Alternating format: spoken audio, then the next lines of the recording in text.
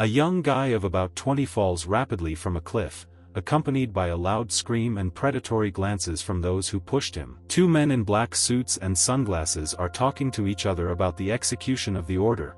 One of them says that the results should be conveyed to Eugene. However, the guy's fall did not end as planned, so here he is, in a room somewhat reminiscent of a prison cell, trying to recover from the shock. The concrete room with a minimum of furniture made it impossible for the guy to understand where he was and how he got here by falling from a cliff. However, seconds passed and an interesting question appeared in his mind, which could lead him to a deeper understanding of the place. Is it possible that he is now in hell? The voice of an old man was heard in the room, reading information about him from a book, his name, state of health, tastes and details of dubious importance. Lu Lan, the guy forced to die, barely understood what was happening around him.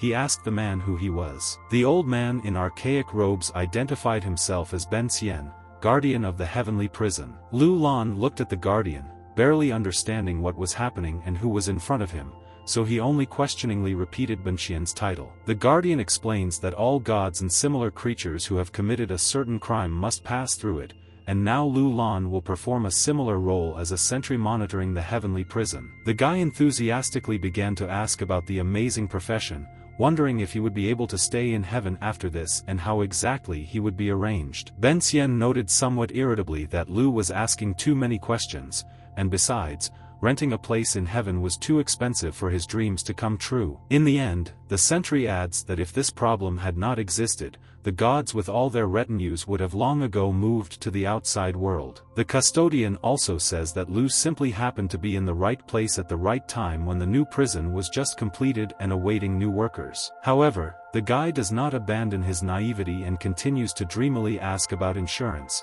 double salary at the end of the year and travel abroad. This angered the sentry even more, since even he had to wait another 3 months for his full salary, not to mention double. Lu Lan only winced with displeasure and tension at these words, obviously disappointed in his current situation. Ben Xian, in a slightly softer tone, says that the workers of this prison do not need to rely on salaries to survive.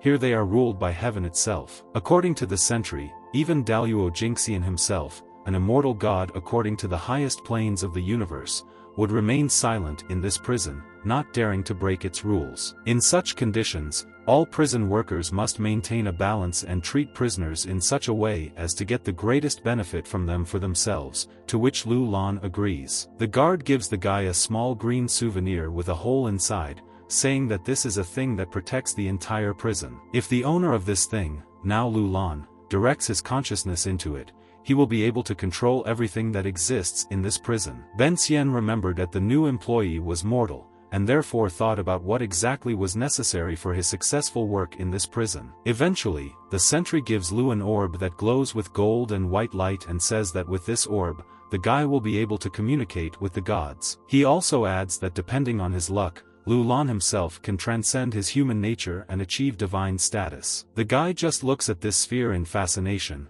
Obviously, he has not yet recovered from the shock of this meeting and its consequences. Ben Xian said thoughtfully that he seemed to have explained the main details of the work, and therefore we could begin to accept the first prisoner. With that, the sentry disappeared into the golden light, somewhat frightening Lu Lan. The guy, meanwhile, had already become completely accustomed to his surroundings and was sincerely glad that gods exist in this world. Thinking about the happiness that had befallen him with this strange journey outside his world, Lu Lan put the golden sphere into his mouth to test its effect. He noticed that he himself began to glow gold, taking on the properties of the sphere, and folded his left hand in a special gesture. Lu pointed his index and middle fingers at the small wooden chair and ordered it to move. The chair actually rose in the air, like a Levite, engulfed in the same golden radiance as Lu Lan, after which, at the call of its master, it flew towards him. The guy brought the chair closer to him and lowered it to the ground in the same manner in which it was raised,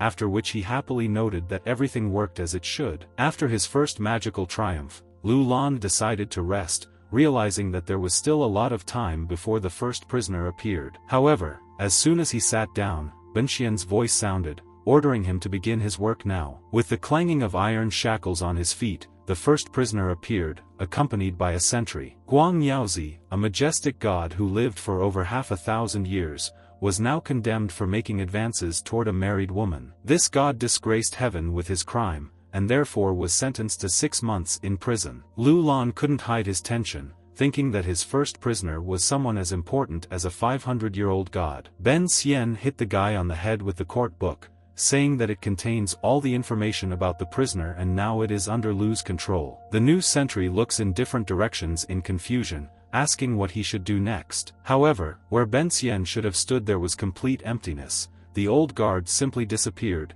dumping all responsibility on his subordinate. Realizing this, Lu Lan can only make an angry remark, unable to somehow change his position. So he introduces himself to Yaozi, the newly arrived prisoner, saying that he is always happy to help, to which he reacts approvingly. Finally, Lu says that if his services are not needed yet, he will leave, but God stops him with a specific request. Prisoners of heaven are similar to mortals in nature, so Yaozi now needs food, which he modestly asks for from the new sentry. Since Ben Xian didn't say anything about food for the prisoners, Lu asks if he should buy it at his own expense. Yaozi knows nothing about this, so, not having his fortune here, he offers the magical amulet as a salary or rather as a bribe. Lu is incredibly happy about this gift, so he agrees to buy food, thinking about how in the future he can make money from prisoners in a similar way. The guy concentrates the energy of the golden sphere, which has now become the only one with his soul, and orders it to move itself outside the prison. The sphere moved him somewhere in the middle of majestic black rocks,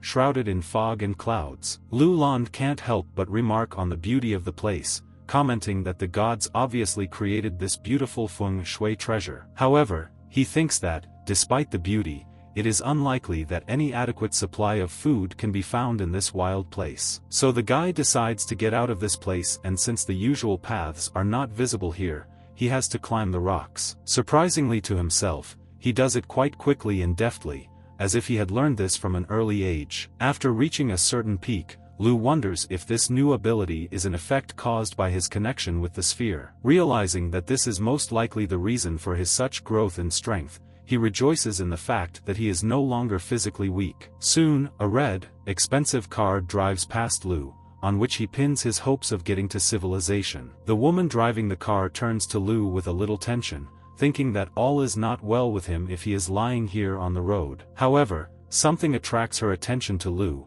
as well as her companions, who smile in surprise in his direction. The guy held in his teeth the same amulet given to him by Yaozi, which worked like a kind of love spell, attracting people around him. Lu asked for a ride, which the young ladies enchanted by his amulet could not refuse, to his great happiness. That's exactly how, from this deserted place among 1,000 dark rocks, the sentry hoped to get to a place that was at least somewhat useful for him. Meanwhile, the action moves to the Mu Company office, the building of which is strictly guarded by dozens of people. Suddenly, a luxurious white car drives in front of the security guards, parking at the entrance to the office. Some guards say that this is Mr. Yu, a very dangerous businessman who should never cross the road unless he wants big trouble for himself. Yu gets out of the car and briefly asks the security if Mrs. Mu is present in the office at this time. The guard bows and replies that the lady is present. Yu straightens his tie. With the click of a heel, Mrs. Mu herself, the CEO of the company of the same name and the owner of this office, appears. The guards again talk among themselves, talking about her extraordinary beauty and character,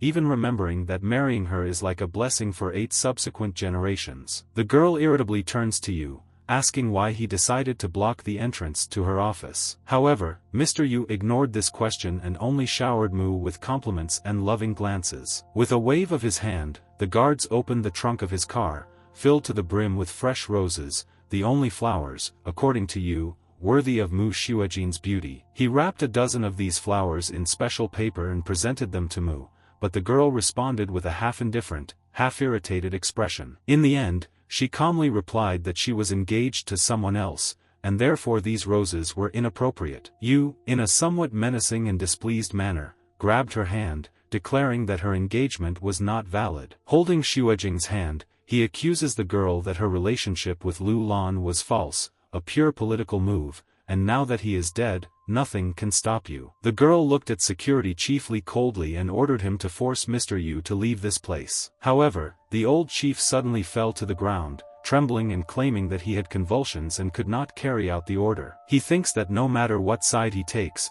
his enemy will be too powerful for the choice to not have negative consequences, so Lee simply refuses to make this choice. However, this incurs the understandable wrath of Xuejing, who is his employer. Yu takes advantage of the situation and says that it is rude to make such a terrible scene in front of a large crowd, so they should talk privately in Mu's office. The girl once again refuses him, after which another car appears at the entrance, this time red. Because of the speed of movement, Yu falls to the ground and shouts to the driver that he should not drive away so quickly. After this, he orders his guards to pull Lu Lan, who was traveling accompanied by 3 young ladies, out of the car and physically punish him. Exercising their hands, the guards responded approvingly to this order, claiming that it would be quite easy to unscrew this head. Lu Lan gets out of the car on his own and looks somewhat arrogantly at his more physically developed opponents, as if examining them. The next moment, he makes a series of punches to the face of 3 guards and sends them to the ground. He then places his foot on the face of one of the guards and proclaims that he is an official in the security department of Mu's company. Xuejing mockingly but good-naturedly asks the guy if he has finally found how to get to work. Lu Lan arrogantly and rudely orders Yu to get out of here. The guards talk among themselves again,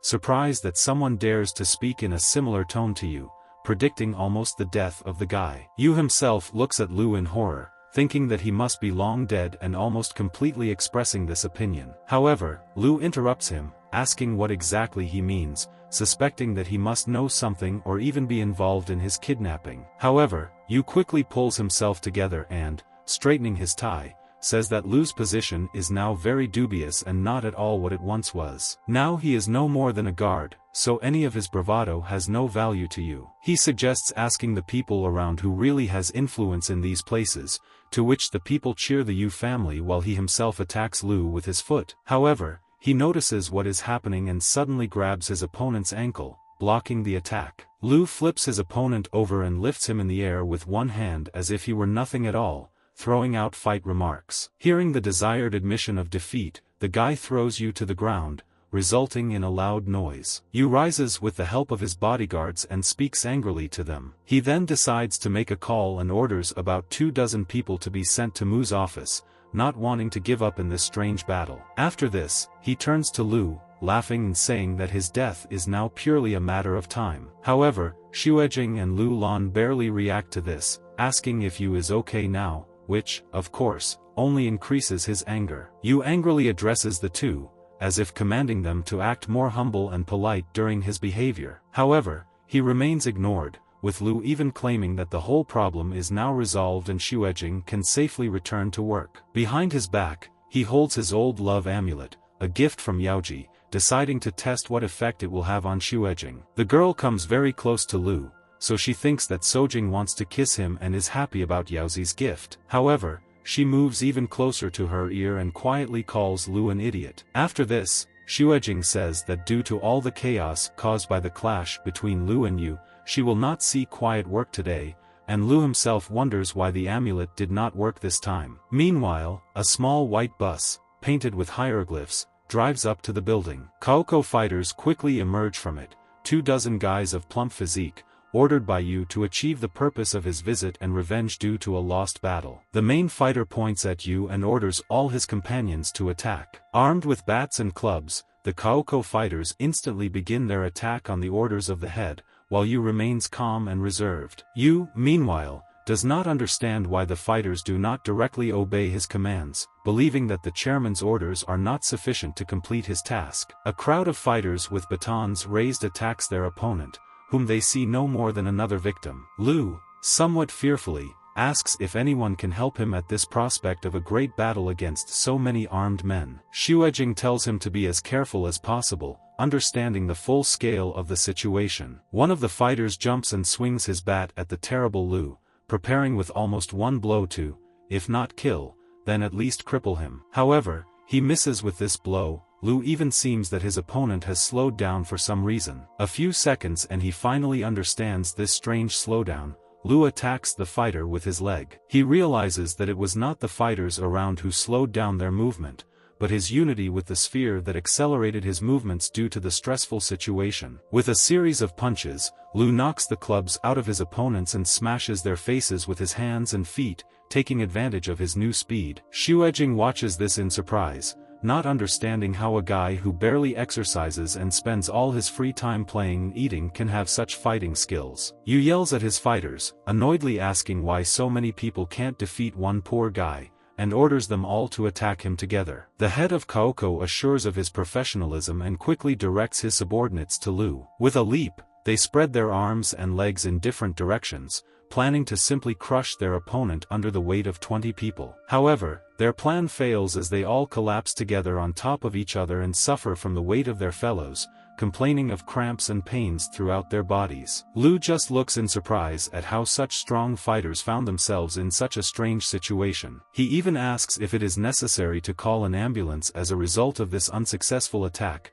to which his rivals refuse, assuring that everything is fine. However, suddenly the sound of a police siren is heard near the office, foreshadowing the imminent end to this too-long battle. A policeman arrives on the scene on a moped, her face obscured by a helmet, and she comes to an elegant stop, landing on her own heels. Yu, Xuejing, and Lu just watch in surprise as the police arrive, having no idea who called them. The police officer removes her helmet, speaks about the call she received, and orders everyone present to return to the scene for further investigation. Most of the security guards outside the office cannot contain their romantic attraction to this policewoman. However, even the appearance of the police did not force Yu to surrender. He himself took the baton, preparing for the attack. The guy prepares to attack Lu, his rival, unhappy that he has to do everything on his own. Lu hides behind the policewoman, realizing that now this is the most beneficial protection for him if he does not want to end up in prison or something worse. The policewoman asks in a somewhat threatening manner whether her warning was clear. Realizing that the warning was ignored, she knocks the stick out of Yu's hands, striking him between the legs. He fell to the ground with cries of pain and statements that it was better to pay attention to Lu and his suspicious behavior, which was difficult to explain by physical force. The policewoman really thought about it, but Lu tensely waited for her reaction, not yet understanding what could await him. She thinks that one not exactly well-developed guy was able to overcome about 20 people who were now lying pathetically on the concrete. The girl thinks about these violators with great disdain, not understanding why anyone simply allows them to exist. She eventually points her gun at Lu and orders him to put his hands behind his head, which scares the guy. Lu claims that he behaved politely and even wanted to call the soldiers an ambulance, to which they responded approvingly, justifying him in every possible way. Yu tells them to shut their mouths, but they rebel against their customer in a peculiar way, reminding them that he promised not to pay due to an unsuccessful skirmish. However, despite all the persuasion, the policeman still puts iron handcuffs on Lu's hands. The guy just exhales sadly,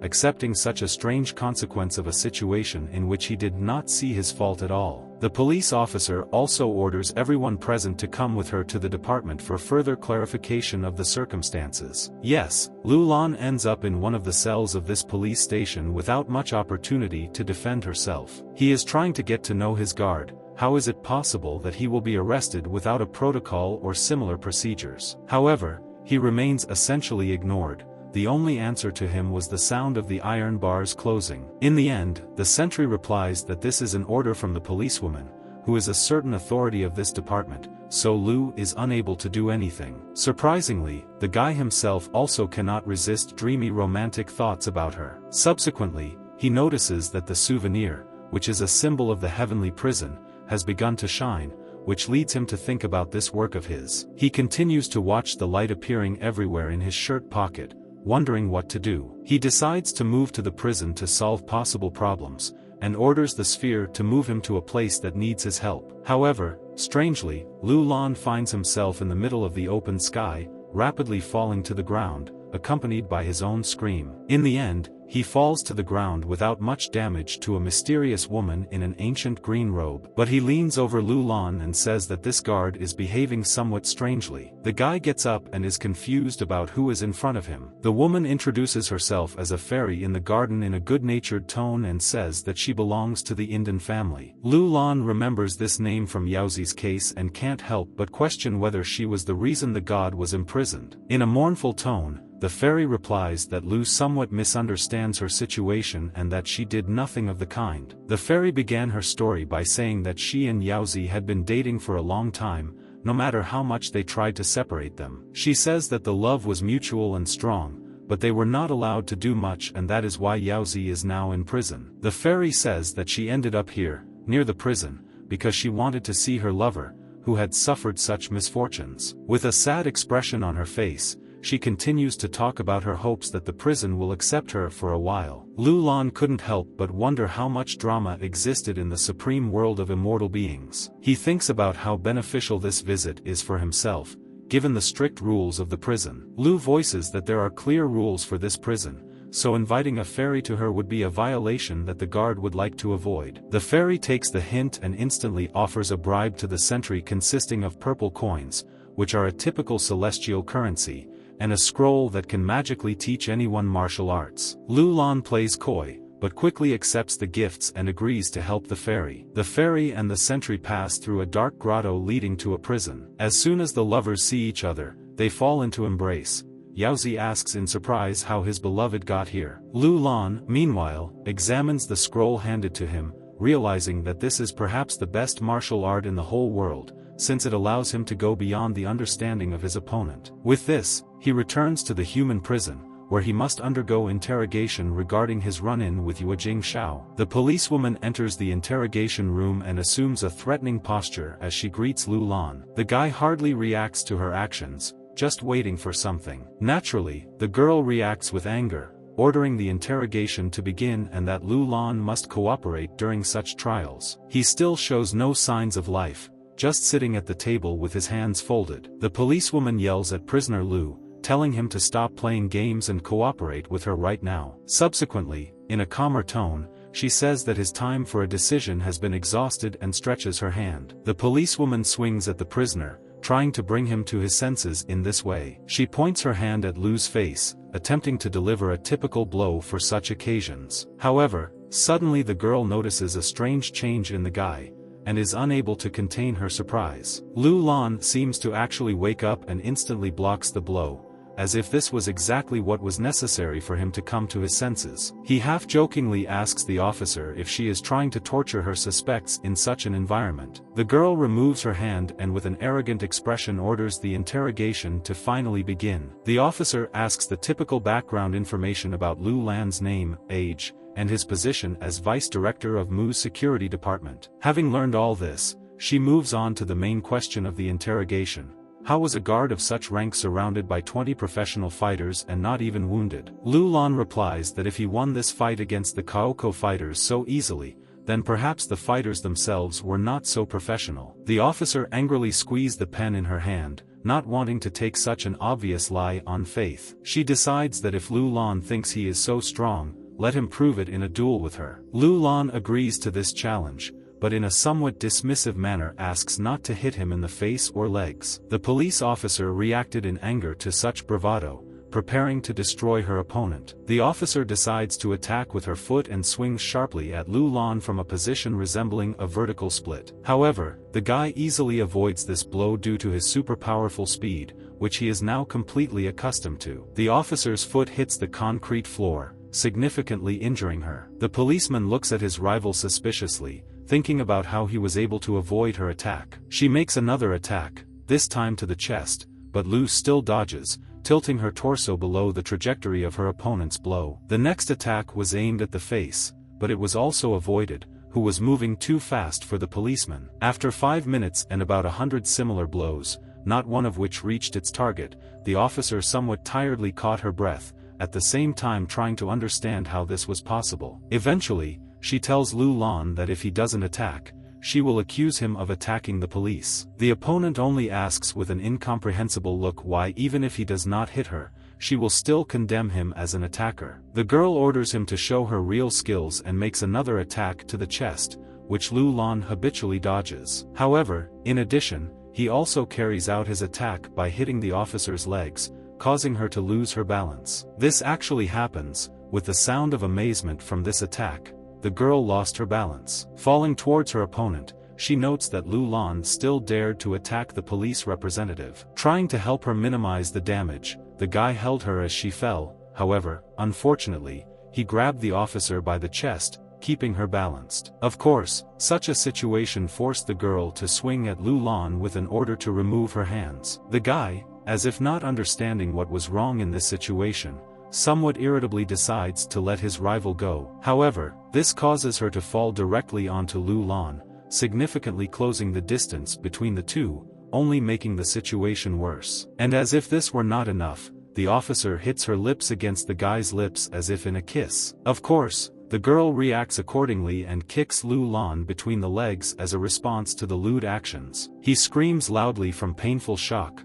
frightened by such an attack. The officer gets up and gets on Lu Lan's groin area, to which he tries to somehow defend himself with admonitions. In a fit of anger, the girl orders the guy to get out of the station, to which he almost cannot believe his luck. The fired Lu Lan happily runs out of the interrogation chamber, leaving the officer alone with herself. The girl was somewhat tired and fell on the concrete in disappointment, mourning the loss of her first kiss in such a messy situation. Wiping the tears from her eyes, she orders Lu Lana to never come into her sight again. The guy, meanwhile, leaves the station, irritated by the fact that there is no medical attention here that he needs after the confrontation. Therefore, he decides to stop a taxi and get to a somewhat familiar place in order to solve his problems. The guy tells the taxi to stop, still hiding his wounded groin area with his hand. Once in the car, Lu orders the driver to leave the place as he cannot stay in this place a minute longer. The driver took Lu Lan to Xuejing's house,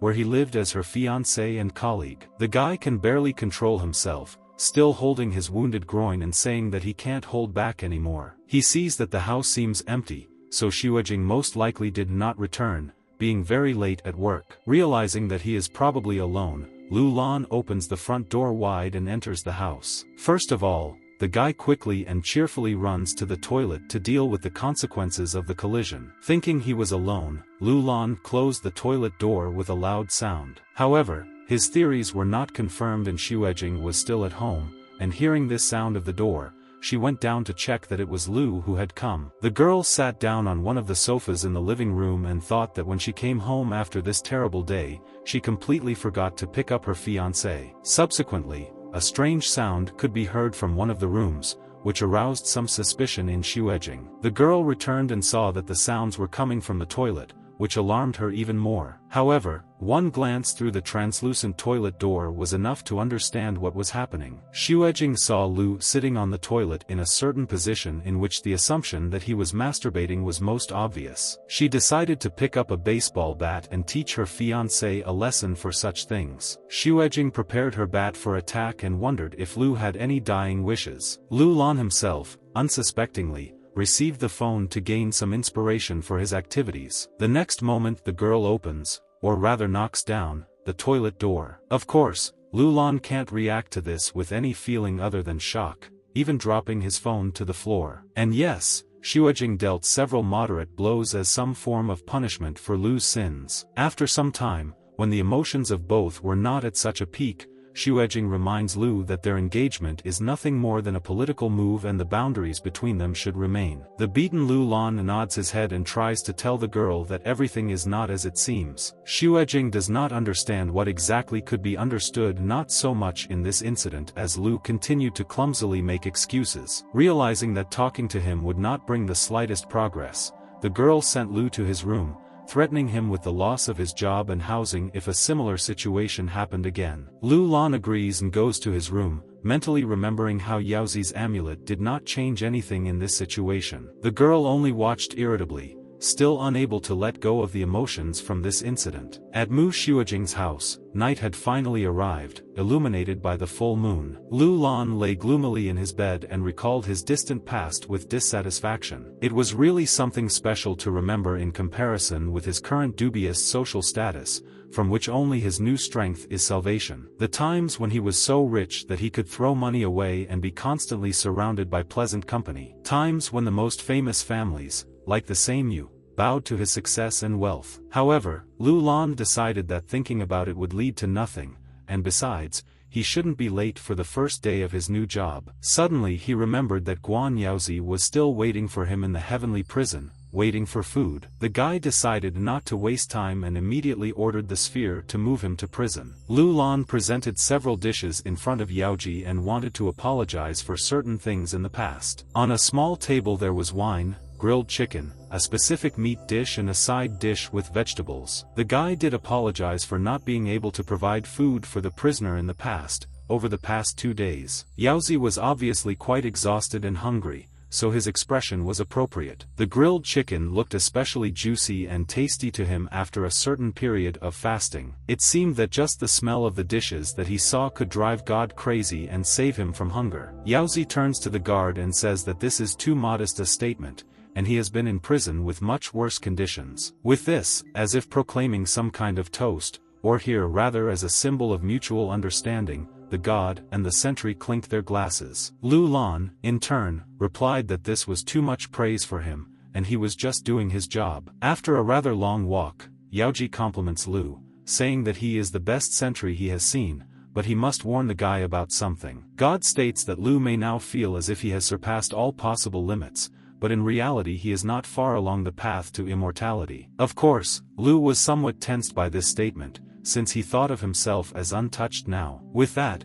Yaozi began to recall distant memories from the time when even he himself was mortal, 1,000 years ago. He recalls 4 stages of training, which included communication with higher powers, body transformation, chi energy, and a mystical realm like Lu's. However, Yaozi says that despite the hard work, many mortals have walked this path, showing how many opportunities exist for them. Of course, this gives Lu an idea of how to use God in his further growth, and he asks him for help. Yaozi refuses, since the gods cannot influence the fate of mortals on their path to immortality. Lu does not give up and still asks for help along the way, to which Yaozi says that he can still use all the gifts that the gods and immortals give him. However, this is still not enough for Lu, who wants everything here and now, and he irritably remembers how he came to Yaojia in the middle of the night to perform favors and was left without the gratitude he sought. The next day was Lu Lan's first day of work at Mu Company in the security department, so the guy was already hurrying to the office,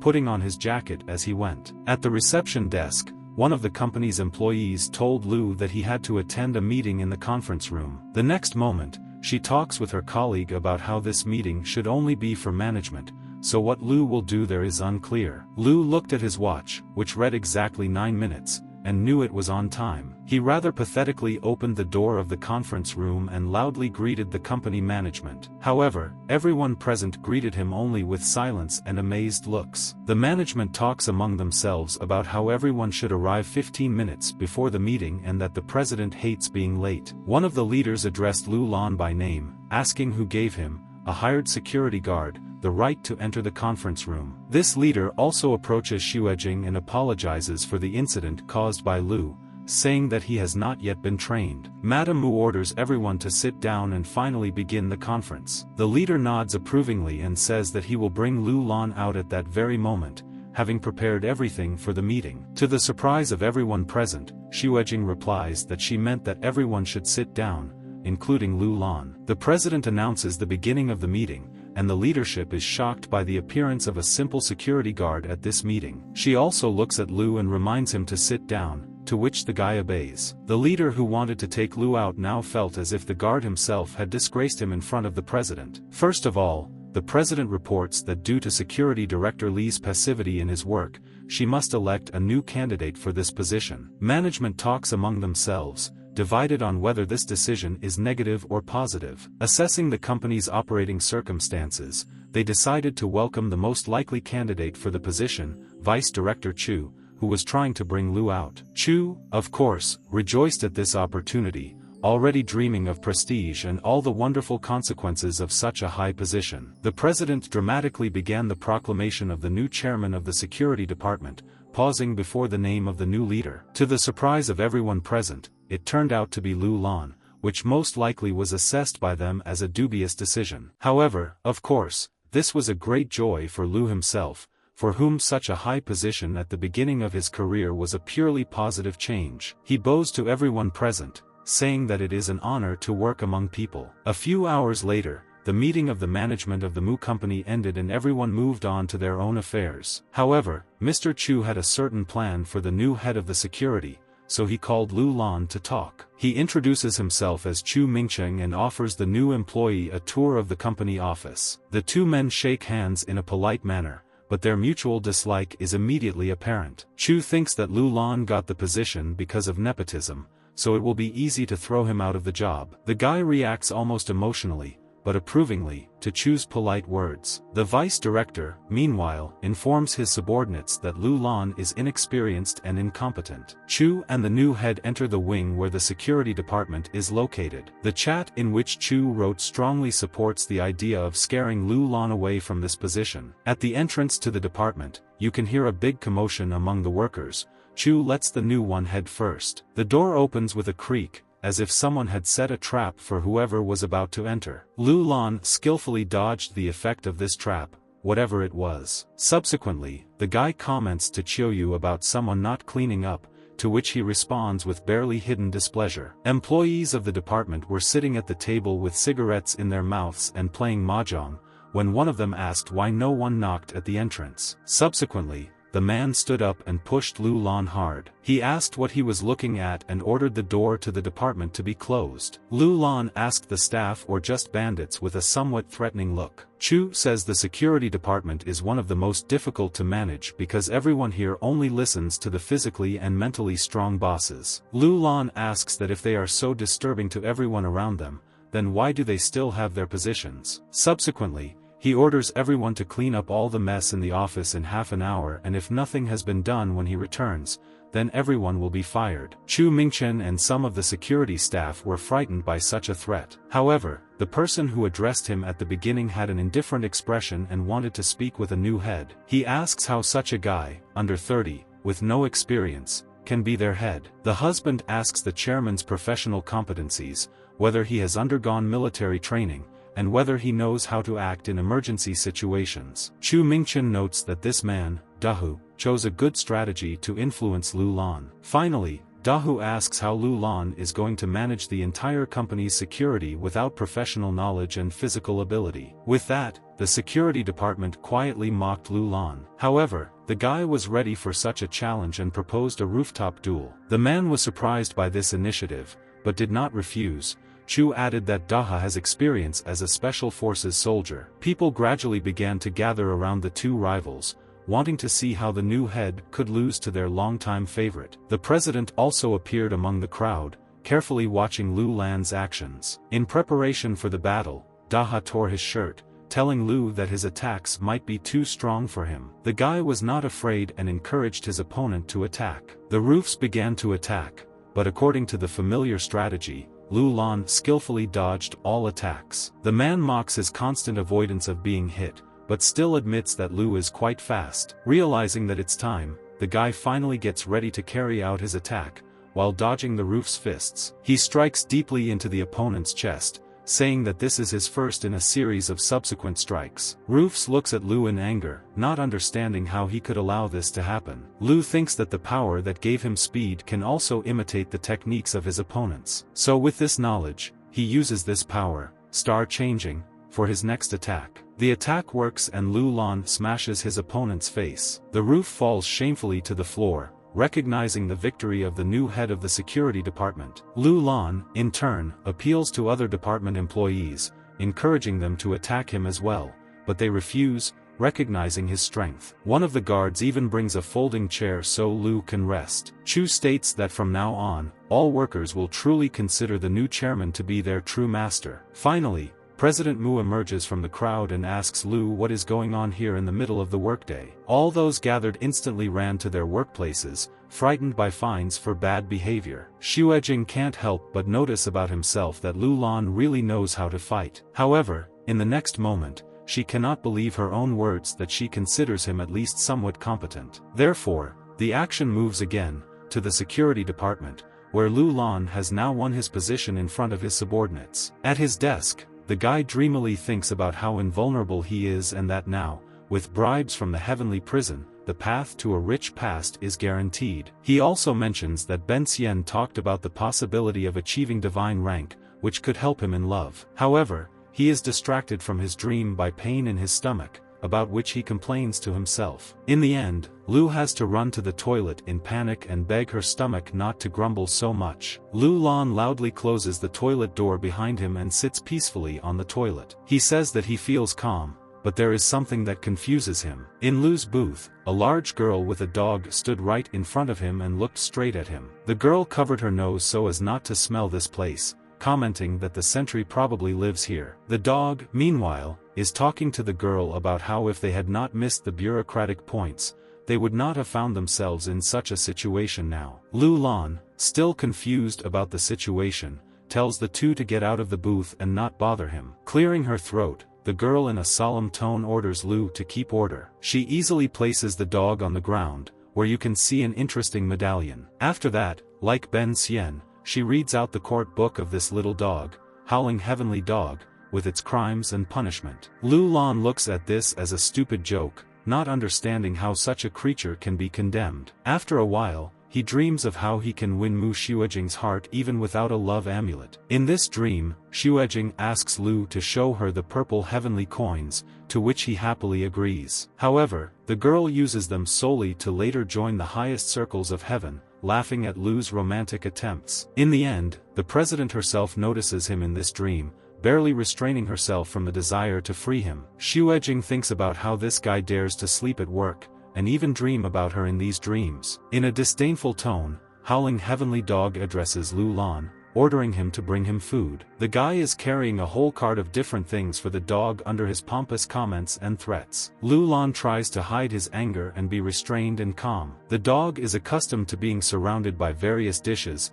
toys and servants, so the sentry will in no case be happy with this prisoner. The prisoner says that if Lu doesn't please him in any way, this prison will cease to exist. The guy claims that, of course, he would not offer the dog ordinary things for mortal dogs. Lu Lan shows the prisoner a bunch of different toys, pillows and other similar things. The dog looks at all these toys indifferently and asks the sentry whether he really thinks that something like this could be useful for an immortal being. Lu Lan picks up the frisbee and at the same time thinks that all these things belonged to the Xuejing dog. The guy quickly throws the frisbee, encouraging the dog to catch it. Sky Dog reacts instinctively and catches him within seconds, somewhat confused by this reaction. The same thing happens with food, which the dog initially turns away from as not being tasty enough. Subsequently, he intensively absorbs all this food, which Lu Lan laughs at. The dog also finds a chicken toy and touches it carefully, trying to figure out why Lu Lan brought it. And a few seconds later this prisoner is happily playing with this chicken, unable to be distracted by his surroundings. To the sound of this canine fun, Lu Lan decides to temporarily leave the prison building. In addition to all other duties, the guy must remove the waste of the heavenly dog, for which he came out. However, among this waste he notices something very shiny and is happy about it, thinking that it is valuable. Lu notes that the sky dog's waste is a very effective fertilizer in causing the hard ground around the prison to bloom, so this is a consequence of that. The guy rejoices at the possibility that this could be real gold and that this dog could bring even more like it in the future. However, later he sees that these shiny things are quite soft, the texture feels strange and, in general, now one can hardly think that it is gold. Lu Lan angrily throws this pseudo-gold onto the ground, thinking that it is a dubious divine forgery. However, as soon as he turns around, a small twig grows from this gold. The next morning, Lu Lan finds himself back in the same place to take out the dog's waste again. However, something incredibly surprises him with the appearance in a place where nothing was there just yesterday. A huge tree with unusual fruits in a shape similar to a human body appeared before him. These fruits make him wonder what kind of legendary thing is now standing in front of him. He thinks that this is the mythical ginsen tree, and it most likely sprouted in a single night from those golden beans that he threw away yesterday. Lu recalls that Journey to the West mentions that it is the smell of the ginsen fruit that gives 360 years of life, and the taste that gives 47,000 years. The guy understands that he cannot be sure that this is a real ginsen fruit, so he should contact a specialist. And that is why he comes to Yaozu with this question, asking if this is really what this legendary fruit looks like. Yaozi looks at the photo of this fruit and confirms that it is he, although immature, and his magic is not so powerful as to give so many years of life. The immortal prisoner reveals that the ginsen fruit is quite rare in the mortal world, and even thousands of years later,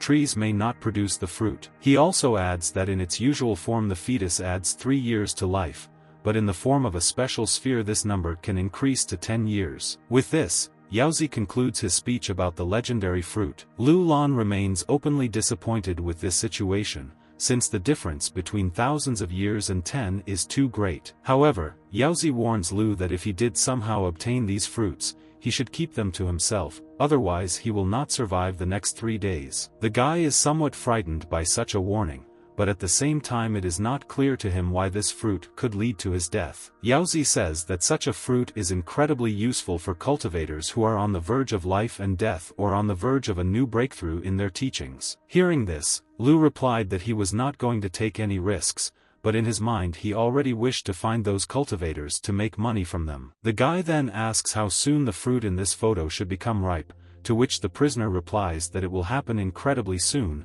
considering that they usually take centuries to ripen. Lu Lan rejoices at this news, because it follows that if a tree with dog fertilizer grows overnight, the fruit will ripen even faster. Meanwhile, several other things are happening at Lu's work, in the office of Mu's company. With the sound of heels clicking on office tiles, company president Xuejing Mu enters the security department. She calls Lu Lan because she needs his services, but over time she sees that he openly sleeps at work. Fittingly, Xuejing hits him on the head for sleeping on the job and scolds him for it. The girl places her hands on the office table and orders Lu to come to her senses. In the end, she wants to offer him an extremely important mission, the value of which exceeds 200 million. Lu Lan treats this proposal with some surprise and suspicion, since a simple security chief would not have the competence to handle a business of this level. Xuejing, in a somewhat playful manner, says that Lu really noticed this and asks if he really doesn't understand the reason for such a choice. The president says she appreciated his work in presenting himself to his department as a competent chairman and that is why she decided to entrust him with this mission. Lu Lan looked away in disappointment and embarrassment,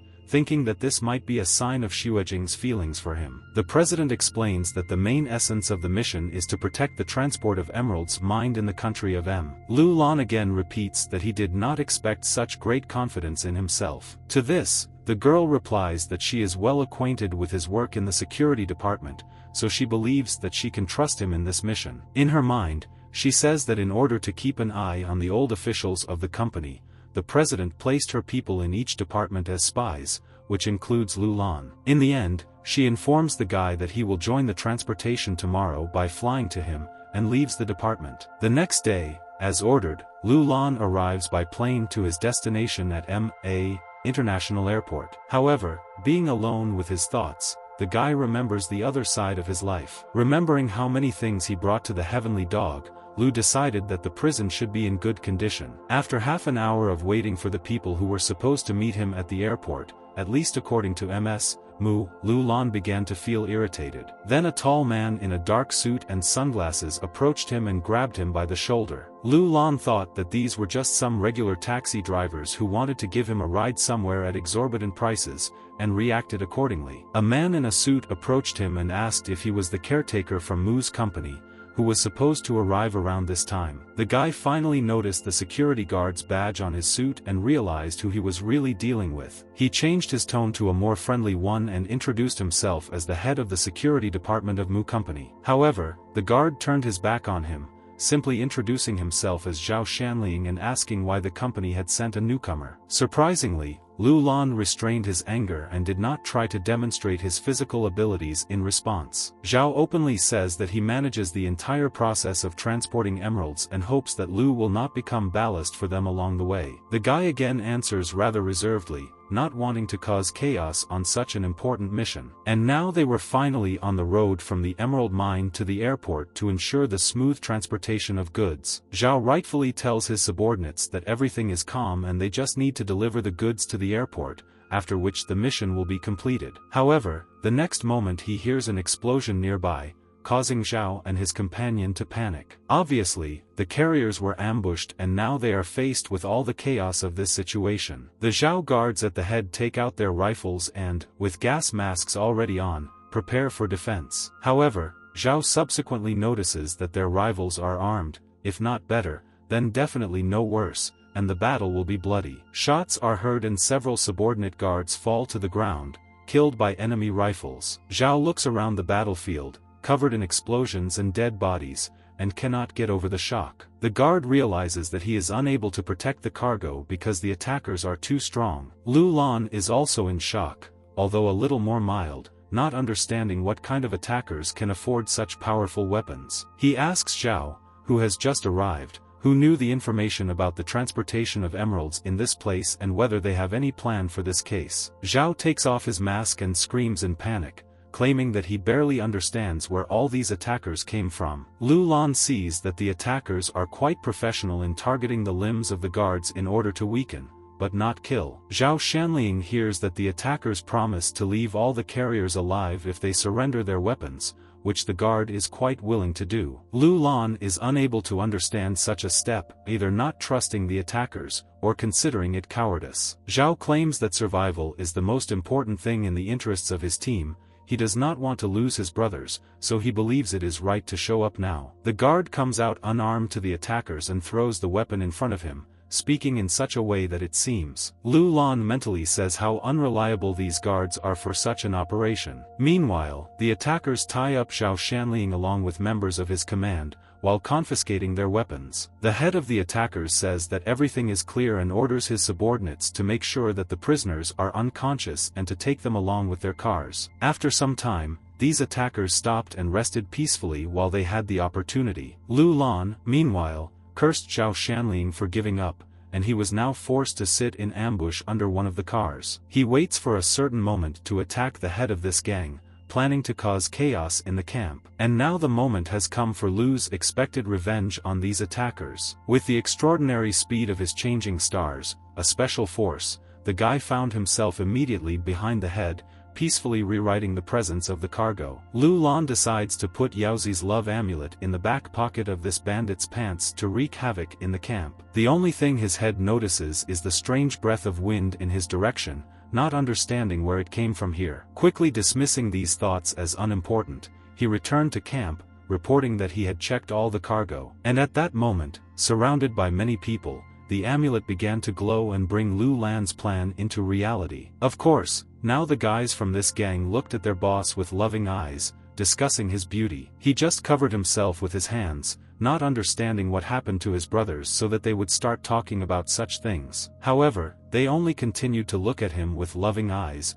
watching every movement. Finally, the leader ran away from them, and at first the guys ran after him as if they were their greatest treasure. However, subsequently the three brothers began to quarrel among themselves over who exactly deserved the heart of their boss. After all, words mean little in such cases, so they began a massive fight over the object of their temporary love. Lu Lan watches this chaos, star-built according to his will, and could not help but enjoy the spectacle. Not far from him was the commander of these attackers, who was still trying to understand what had caused such a violent reaction. Subsequently, he noticed that there was something in his back pocket, the same love charm of Lu Lan. And at this point, Lu begins the next part of his plan, preparing to attack his opponents. He quickly grabs the head of the attackers by the neck, not giving him the opportunity to understand the circumstances in which he finds himself. However, he tries to warn everyone around about the enemy in the camp, but Lu Lan twists his neck in one movement. The bandit's corpse falls heavily to the ground, blood flowing from his mouth. The guy decides that it's time to take back his talisman, since it brings little benefit to the dead. He also removes the rifle from the corpse and, using the change of stars, prepares to attack other gang members. Lu Lan pathetically thinks of his attack as revenge after the shameful surrender of Zhao Shanliang. With a sly smile on his face, the guy comfortably sets up his rifle and prepares to shoot at his enemies. And then a calm lawn turns into a picture of explosions and people panicking to save their own lives. Lu Lan taunts his rivals, saying that he killed their crush. The three bandits panic greatly due to the sudden attack, but later pull themselves together and decide to fight back. In the style of all bad boy movies, Lu Lan starts talking about how his name is not that important to his rivals. At the sound of the voice, the bandits find the young man and instantly attack. Lu Lan continues that it is important to know that he should not cross the road if you do not want to regret it. And with that, he begins a series of shots,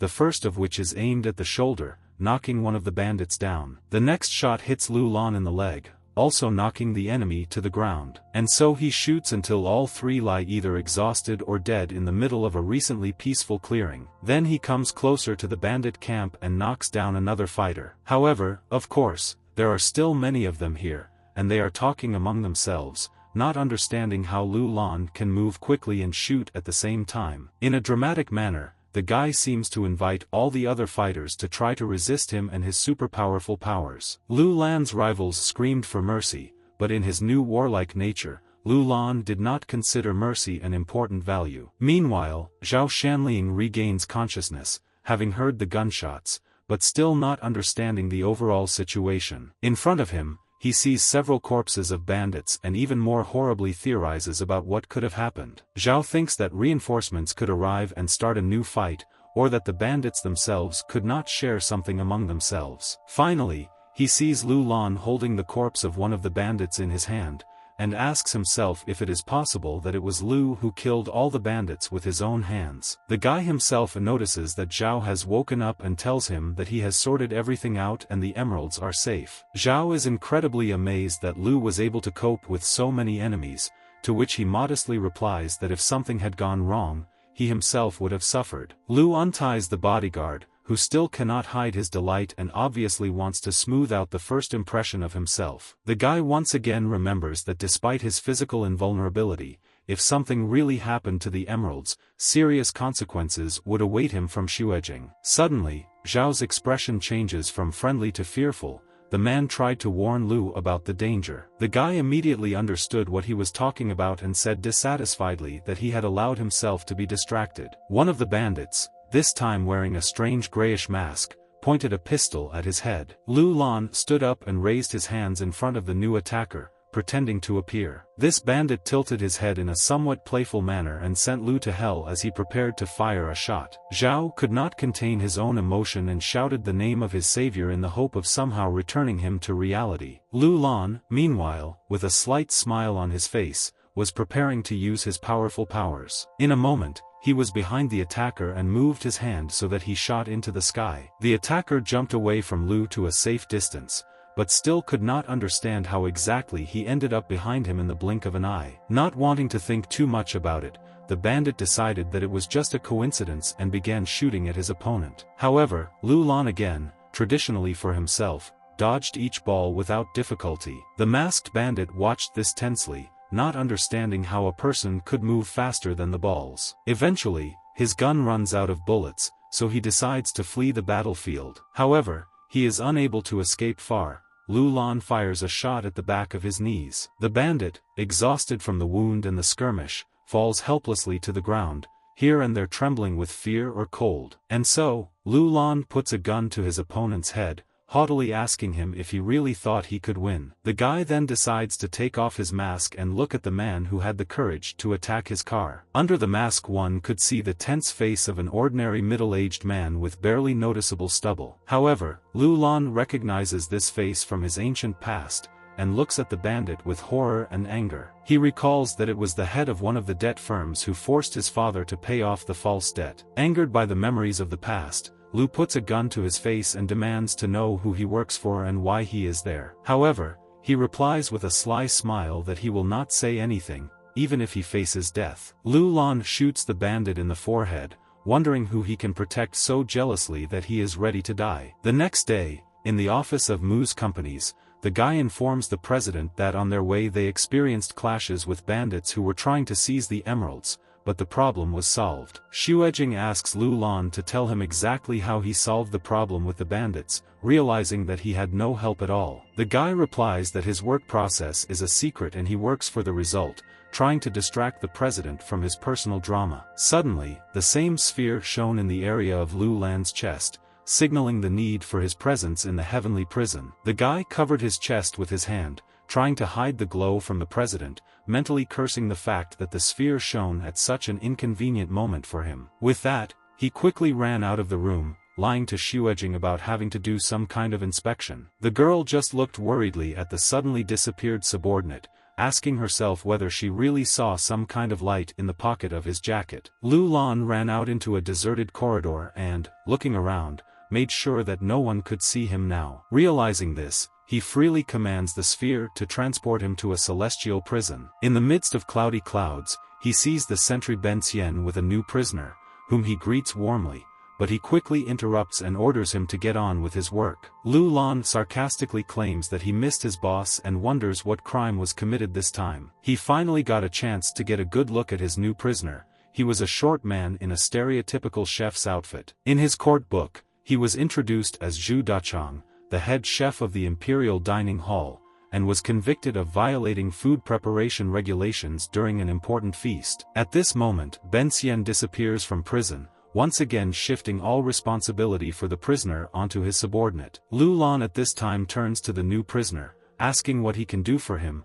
Zhu Dachang is interested in whether there is a kitchen in the heavenly prison. The sentry replies that there is no kitchen here yet, but this may change, hinting at a bribe. Zhu Dachang says that he enjoys cooking as his gobi and hopes for Lu Lan's help. The chef gives the sentry a lucky ring, with engravings and a black gemstone on which a hieroglyph is carved. Zhu Dachang asks Lu Lan to accept this ring as his gratitude for his help in the future. The boy, of course, instantly accepts the ring and places it on his middle finger, assuring him that creating a kitchen in the heavenly prison will not be a problem. The chef talks about what he needs to comfortably prepare a variety of foods, while remembering that he wanted to explore many different things. Even though Zhu Dachang had not yet completed his list of necessary devices and products, Lu Lan had already decided to go shopping, and so he ends up in the nearest kitchen equipment store, mentally preparing for the significant costs. Looking into his wallet, Lu Lan realizes that, despite his promise, he cannot afford the entire set of equipment. Suddenly, a red balloon flies past the guy, surprising him a little. The next moment, the employees of this store shower Lu Lan with confetti, welcoming him as the 10,000th customer. Two consultants say that a guy can choose any set of kitchen appliances completely free of charge, including delivery and installation. Lu Lan looked at the lucky ring given by Zhu Dachang and, noticing its shine, realized that he was the reason for this miracle. So, the guy with a wide smile on his lips takes one of the large sets as explained by the consultants. The lucky ring also provided him with the supplies he needed for Zhu Dachang's kitchen, allowing him to win a collection of various supplies as part of that store's promotion. And in addition to all this goodness, Lu Lan received 2 high-power diesel generators, which will easily ensure constant operation of the kitchen. The guy could not rejoice at his happiness, now making sure that the bribe from Zhu Dachang was worth all the services he was going to provide. Within a few hours, all the kitchen equipment, along with food supplies and generators, were installed in the Sky Prison, for which the chef was incredibly grateful. Lu Lan chuckled in his mind about how he didn't have to pay a penny for all these gifts. The guy asks Zhu Dachang for his professional services, inviting him to prepare dishes for the heavenly prison, to which he agrees. With this, Lu Lan thinks that he can set up a paid canteen in prison, which will help him get rich faster. In his fantasies, the guard dreamed that in such a dining room any deity would have to pay only in cash, without exchange for scrolls or spheres. After a while, Lu Lan was walking in Mu's company area, thinking about how wonderful his double life as a sentry and a security guard was. Suddenly, one of the guy's subordinates runs out of the company building and runs up to him, reporting that a suspicious man in a black hat and sunglasses is walking nearby and is looking for him. Lu Lan asks where exactly this suspicious man is and whether it is possible to find out who he is. The subordinate points to a bespectacled stranger in a formal suit nearby, declaring that he is the one in question. He understands that he was noticed and therefore turns around and calmly leaves the square in front of the Mu Company office. Lu Lan orders his subordinate to return to work and prepares to catch up with the suspicious person. The guy came closer, at a distance from which he could be clearly heard, and shouted to the stranger. Lu Lan asks who this man is, what he wants, and why he decided to leave this place if his goal was most likely to meet Lu. The man takes off his sunglasses to reveal the scar running through his eye and says he wants to talk to his future brother-in-law. Lu Lan claims that he doesn't understand the joke, is already engaged and, of course, never cheated on his fiancée, to which the stranger replies that although Lu may not know the name of his sister, they definitely met. He says that his sister Tan Bing is a police officer who dealt with him at the police station not long ago, and since he defeated her in battle, he must definitely marry her. Lu Lan states that this is a strange logic, because if Tan Bing had been defeated by some unattractive opponent, this marriage would hardly have happened, and the guy again reminds of his engagement. The stranger comes closer to Lu and says that he saw a contract between Xuejing and Lu, in which they agreed to fabricate an engagement as a political move. The guy cannot contain his surprise that someone knows this information, so he directly asks how the man knows, to which he replies that he searched Lu Lan's room. Understanding the level of danger of being alone with a man, Lu Lan decides to politely say goodbye and run away. However, as soon as the guy moved, the suspicious stranger appeared behind him. The husband covers Lu Lan's nose with a rag with some kind of chemical compound, saying that if he and Lu saw each other, then naturally he should be turned to some place. The stranger quickly says that the guy was incredibly lucky to marry Tan Bing and become a member of their family with a possible claim to chairmanship in the future. Gradually Lu Lan loses consciousness from the chloroform or some similar mixture with which the rag was soaked.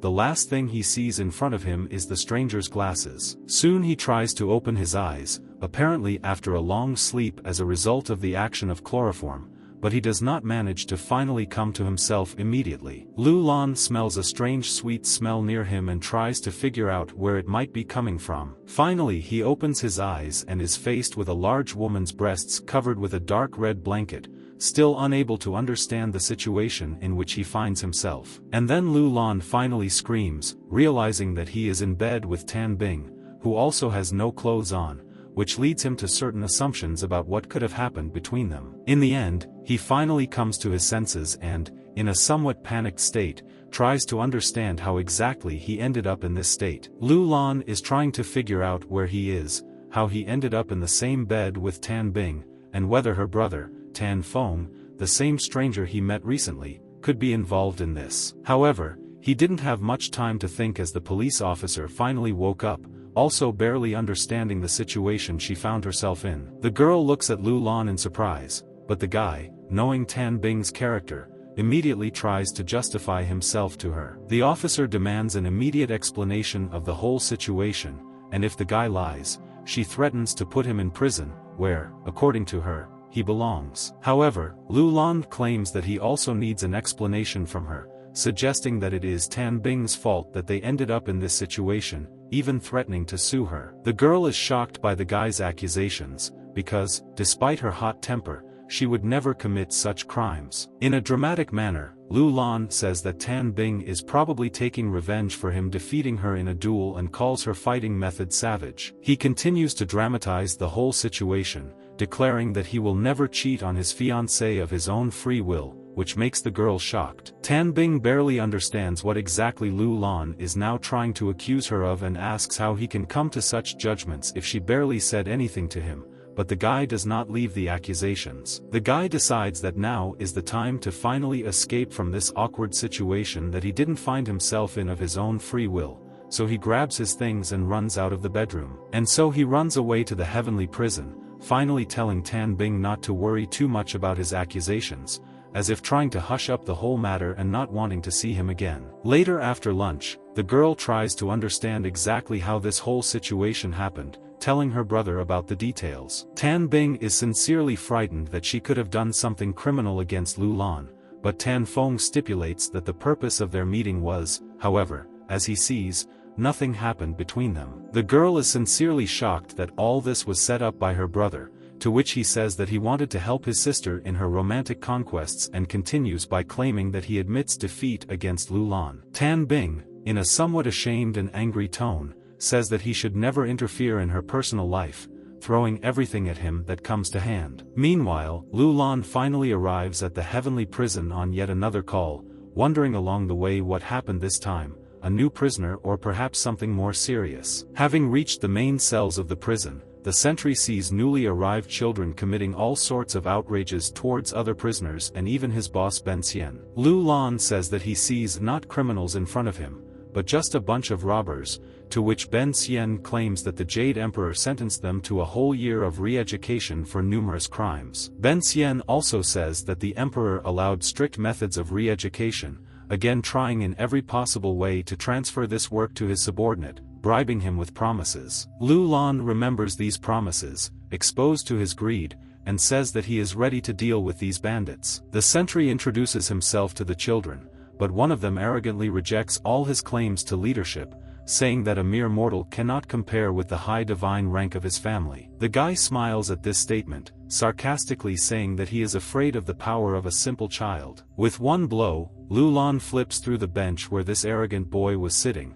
causing him to fly into the air from the force of the blow. He falls to the concrete floor of the prison and thrashes violently, screaming about how much the fall hurts him, while the other children puddle him named Chen. Lu Lan grabs Chen by his shirt, to which he horribly says that even his parents never raised their hands on him, since he dares to do such a thing. The sentry calls the magic belt to him and says that he is doing his job, reminding the boy that the Jade Emperor ordered them to be re-educated in a strict manner. The other children see the severity of this mortal and are frightened and decide that they have no choice but to listen to his orders. Meanwhile, Lu Lan ties Chen up, leaving him with dirty socks instead of a gag, and decides to lock him in a punishment cell for 3 days without food, threatening the other children with the same if they do not listen. Of course, the children, frightened by this prospect, began to dance around the sentry, assuring him that they would definitely obey him. In the end, he decides to remove the gag from Chen's mouth, promising to free him from punishment if he shows himself,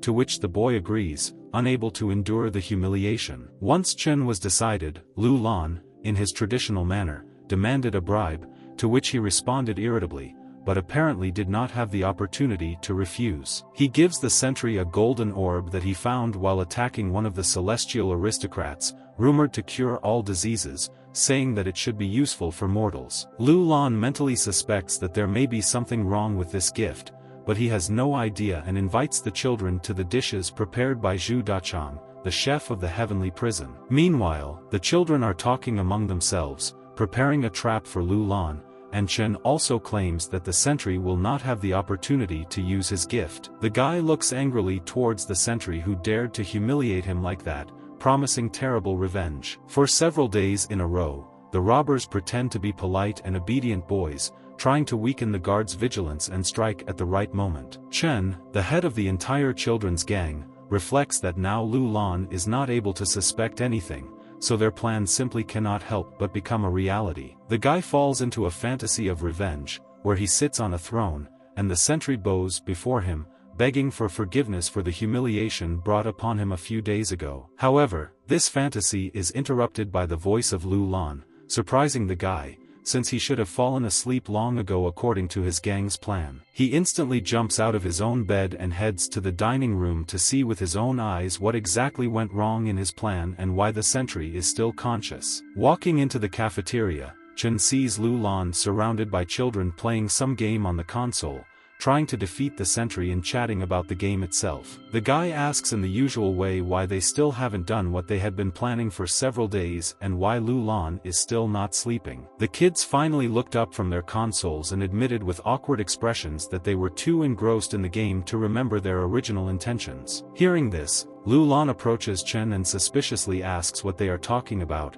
what plan they are discussing and why he has to sleep at this particular moment. Chen nervously replied that there was no plan and he shouldn't take into account everything he said a few minutes ago. After these words, the guy tried to move away from Lu Lan or completely leave the dining room in order to protect himself, but suddenly his foot caught on the pillow. With a loud cry, he falls all over his pillow in front of the sentry, accompanied by excited cries of other juvenile delinquents. Falling into this pile of pillows, Chen instantly fell asleep due to their special magic, and the other children finally told Lu Lan about their plan, whom they were supposed to lure into these pillows, and then bring the prison state to the point where the sentry were released. Lu Lan says that since they finally confessed everything, he is not going to punish them, while thinking about how he managed to move these pillows at the right time. After some time, Chen finally wakes up among the pillows, disappointed in his companions and especially in himself for falling into his trap. And at this moment, members of his childhood gang convince him to stop at the support,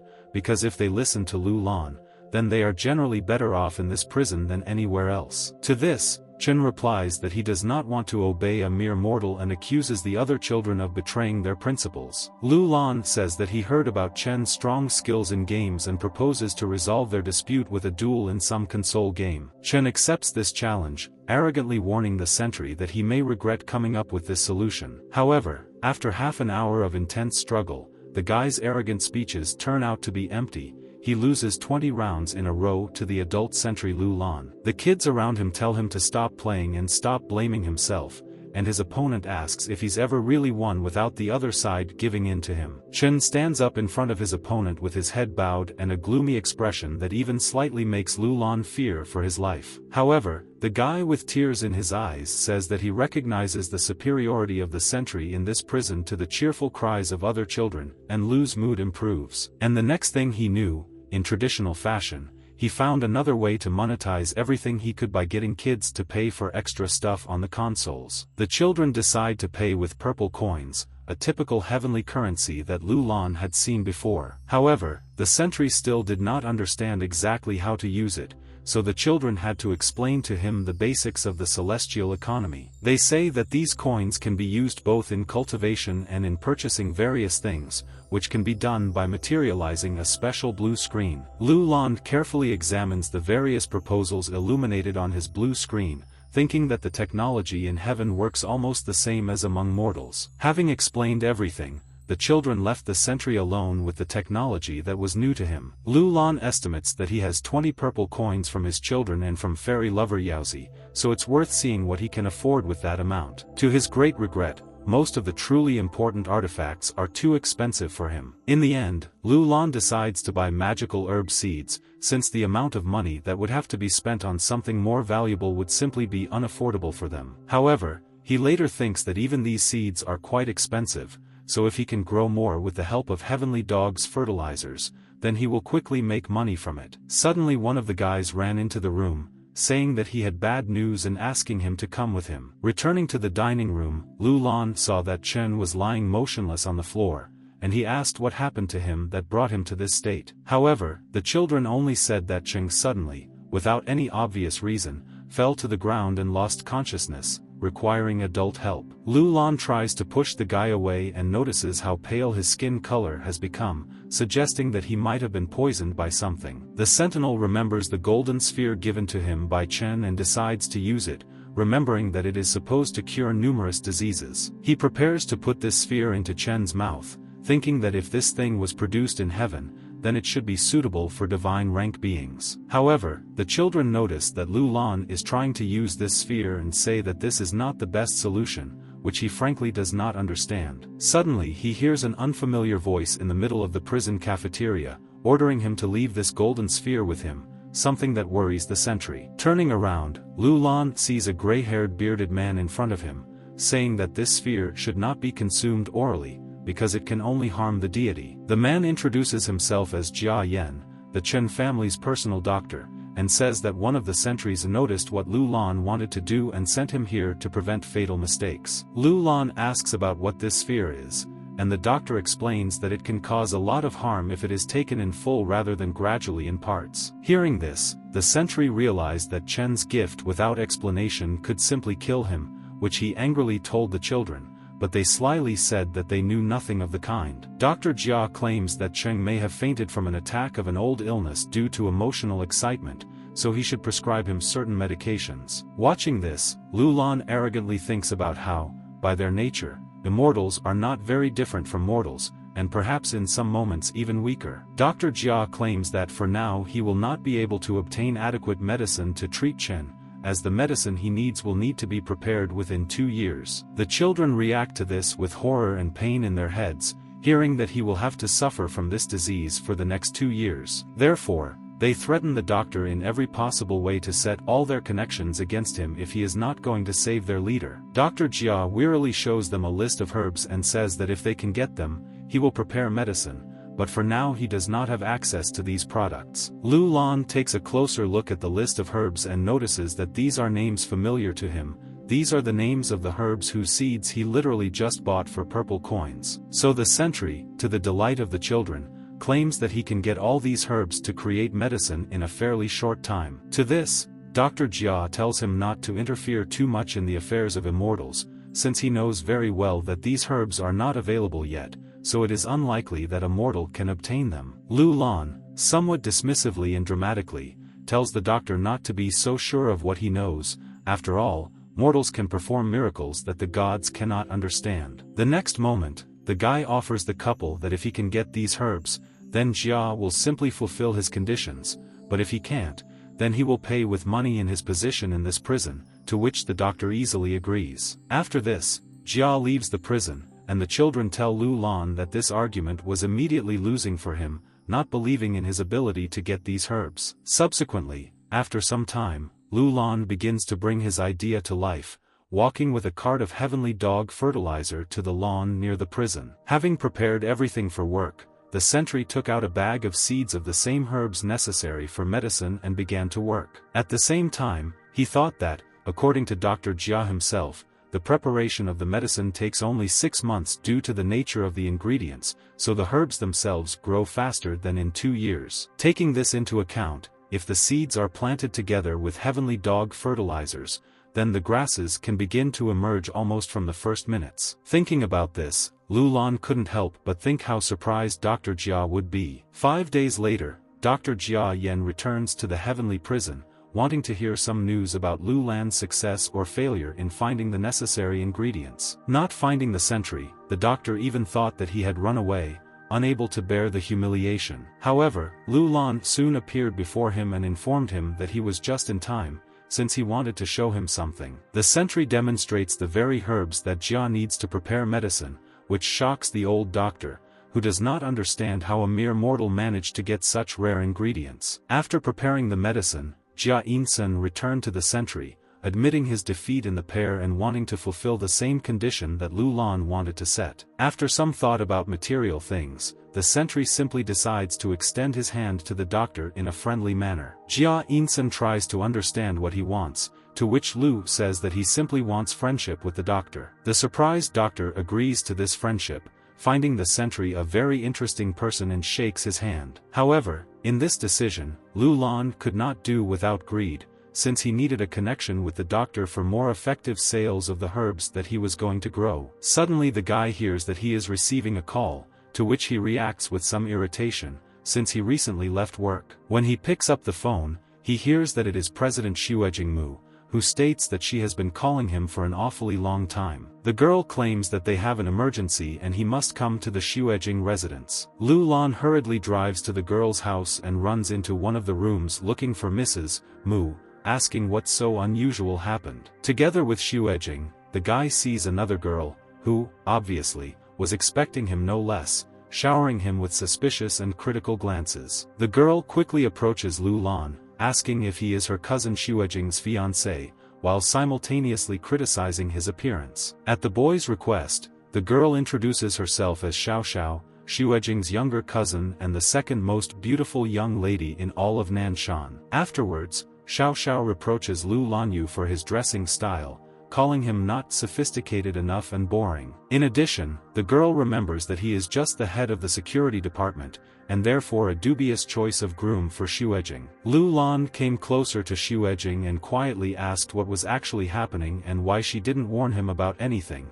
The girl replied that she also didn't expect the sudden arrival. Xiao Xiao also comes closer to them, looking searchingly at Lu and Mu, asking them to share the secrets they were talking about. The girl eventually opens up about her suspicions that the relationship is not real, which shocks her cousin and Lu Lan. Xiao Xiao states that real brides wouldn't have as much distance between them as these two, to which the fake couple replies that the girl thinks about it too much and they are really close. The girl says that Xuejing's ideal type is a man who knows how to cook, so if Lu Lan cannot cook at least some dish that can satisfy him, then she will not accept him as a groom for her cousin. Hearing this, the guy boldly declared that he was ready to cook something worthy for her, thinking that just a couple of some delicious dishes would be enough. However, Xuejing, shocked by this statement, says that Xiao Xiao is a Michelin inspector and this courage will cost him a lot. Lu Lan feels much more tense and thinks that the girl should say this much earlier, but says that he will find some way out. After some time, already in the heavenly prison, the sentry on his knees begs the cook Zhu Duchang to teach him at least some decent dishes, which he wants to discuss under other, more comfortable circumstances. Eventually, due to Lu's strong desire and desperation, the chef agrees to teach him the basics to save tomorrow's reception. After a while, Zhu Duchang thinks that in this situation the girl can simply lie about the taste of the dish, no matter how well it is cooked. Lu Lan comes to the conclusion that such a conclusion is indeed possible, although he does not really understand what he can do against this tactic. Realizing this, Zhu Duchang gives the scroll to the sentry, saying that it was handed down from one of the gods as gratitude for taking care of the heavenly dog. After handing over this scroll, the cook disappears towards the kitchen, telling Lu Lan that he can join once he has become familiar with the contents. The guard looks through a scroll called the Mystical Divine Eye, and realizes that the power it gives allows one to force a person to speak only the truth. Realizing how he would act at tomorrow's reception,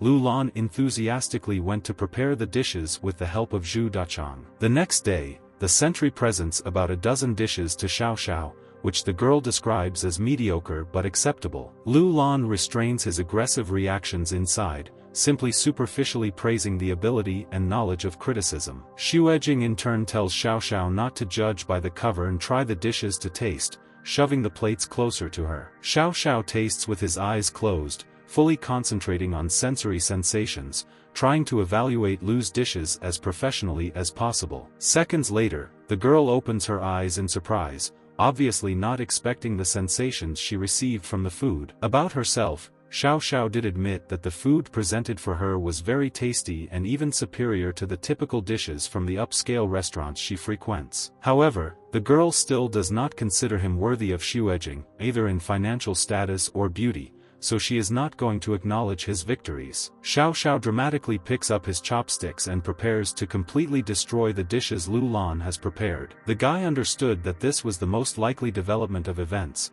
but luck prepared him for this situation. Lu Lan quietly used the power of his latest scroll, Mystic Divine Eye, and forced Xiao Xiao to tell her true thoughts about the dishes. The girl's body began to glow gold for a second, indicating that the guy's power had worked on her. Indeed, Xiao Xiao openly praises Lu Lan's food, saying that the dishes are better than those prepared in expensive restaurants, but she also says that she does not consider him worthy of Xuejing's heart. Seconds after what was said, the girl came into total shock, completely not understanding how she could say all this frankly. Xiao Xiao takes back her words, trying in every possible way to object to what was said and asking what Lu Lan did to her that she said such a thing. The guy says that he just prepared delicious dishes, and Xuejing says that she wrote down praise for these dishes. Mrs. Mu also praises Lu Lan for the fact that now they can do without unnecessary problems, and also notes that the dishes are really tasty. Xiao Xiao dramatically does not accept that her cousin is not on her side,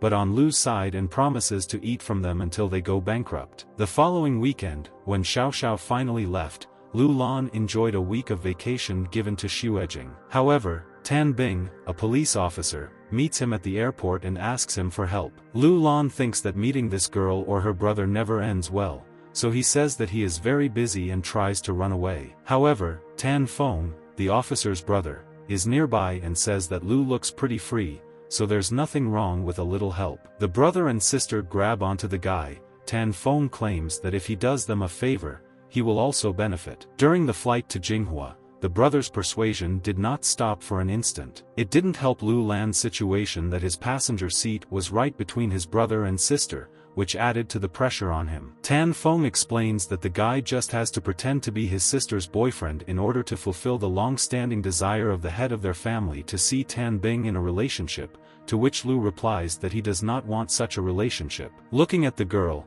he thinks that he would rather go on a deadly mission like the one from the Emeralds again than agree to something like that, since participation in such scams would ruin his life. Realizing that simple persuasion does not work, Tan Feng resorts to threats, saying that he will reveal the fact that the engagement between Lu and Xuejing is not real. The sister tells him to stop these persuasions and threats if Lu Lan has no desire to help them. With a somewhat tired and disappointed expression on her face, she adds that she comes to these meetings every year anyway, so no one will be surprised by this. Tan Feng says that he is not forcing Lu Lan to do this at all, and the guy completely agrees to cooperate, which he has to agree with. Hearing this, Tan Bing restrainedly replied that she was glad to hear it, opening the book to at least keep herself occupied during the flight. The brother also continues to encourage Lu Lan to become more involved in the matter, promising to provide him with some favors in the future. Hearing about this, the guy remembers that Tan Feng belongs to another department and dreamily thinks about the benefits of nepotism in such a manner as if his entire employment was something else. However, the brother instantly dispels the rosy dreams and says that this is about personal help and that he is not going to get him any privileges. Lu Lan nervously thinks that as a fake guy,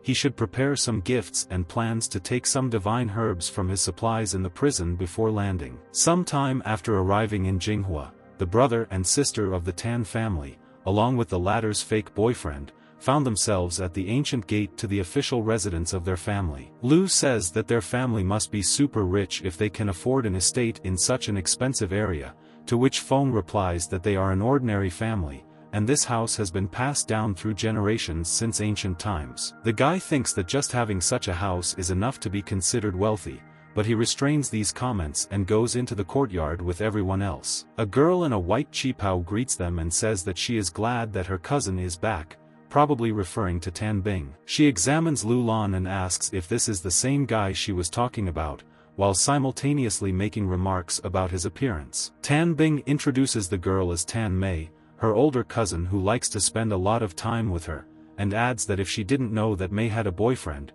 she would have thought that she was more of a romantic interest in her. They suddenly try to get rid of Tan Mei's company, saying that they must help Lu Lan find a toilet. Later, in the backyard, the guy finds a very old and well-kept tree, noting how difficult it is to care for it in the bustling city. Suddenly his idyll is interrupted by a strange feeling, as if he can see an intention to kill at the level of feelings around him. Lu Lan manages to dodge a powerful electric shock inflicted by a guy unknown to him. He asks in surprise who his rival is and why he decided to ambush him at this time and in this particular place. He introduces himself as a fan of Tan Bing who decided to check out her so-called boyfriend. Lu Lan looks at this cultivator in shock, thinking that he is not even the real boyfriend of that officer to get into such situations. However, a duel between them obviously cannot be avoided. Lu's opponent begins by breaking through the rock on which the Tan family's building stands. Lu Lan dodges with his traditional super speed, while at the same time making an attack with his leg raised high. The opponent directs numerous pebbles from the destroyed rock towards the guy,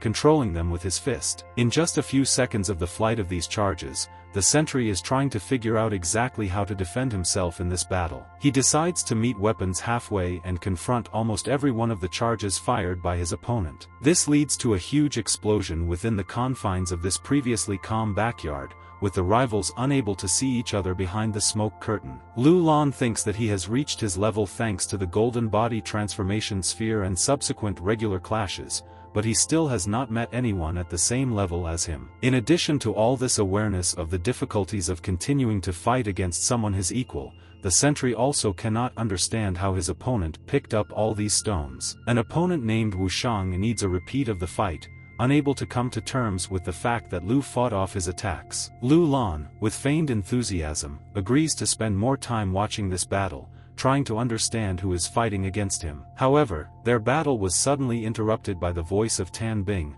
who was trying to understand why the two were fighting. Lu Lan explained the whole story about the suitor and the challenge that was thrown at him, but the girl says that Wu Shang is not a suitor, but a close assistant to the head of the family. Tan Bing pulls the guy by the ear into the dining room, where they have to introduce themselves as a couple in front of the whole family. Members of the Tan family gather around the large round table on which the head was placed, Tan Bing with her boyfriend and several other relatives. The elder asks Tan Bing with a reserved, polite smile on her face if her boyfriend is really sitting at this table. The girl answers in the affirmative, at the same time trying to praise his physical qualities, ability to resist in fights and other virtues. Lu Lan at this time decides to present his gift, a drink made from numerous divine herbs, wishing the elder a long life. The head of the family chuckles, saying that longer life is always good, taking a cup of drink. However, as soon as he took just one sip of this strange herbal drink, he felt a sharp pain throughout his body. Suddenly, the elderly man faints and falls to the floor,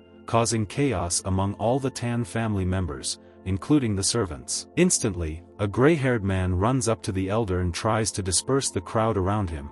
As this makes it difficult for the old man to breathe, someone adds that they have already called an ambulance. The man claims that the doctor will not arrive on time, so he must administer first aid in the form of acupuncture, as he is aware of the elder's long-standing illness. Lu Lan asks his fake girlfriend who this man is, to which he replies that it is Li Mendong, an old friend of her grandfather and an acupuncturist. After some time, Li claims that he has stabilized the elder, but he needs the ginsen fruit to create a cure. Lu Lan is about to offer his help with a 200-year-old copy, but he is interrupted by Tan Mei, who talks about a gift to his grandfather, a 1,000-year-old ginsen fruit. The girl, in a somewhat arrogant manner, says that these two fruits cannot be compared in their effectiveness. Tan Mei presents Li with an exquisite box containing the fruit, painted with patterns and featuring a mythical bird on the lid. Li Myeongdong carefully examines the ginsen fruit in this box, having certain suspicions about it. In the end, he throws it away,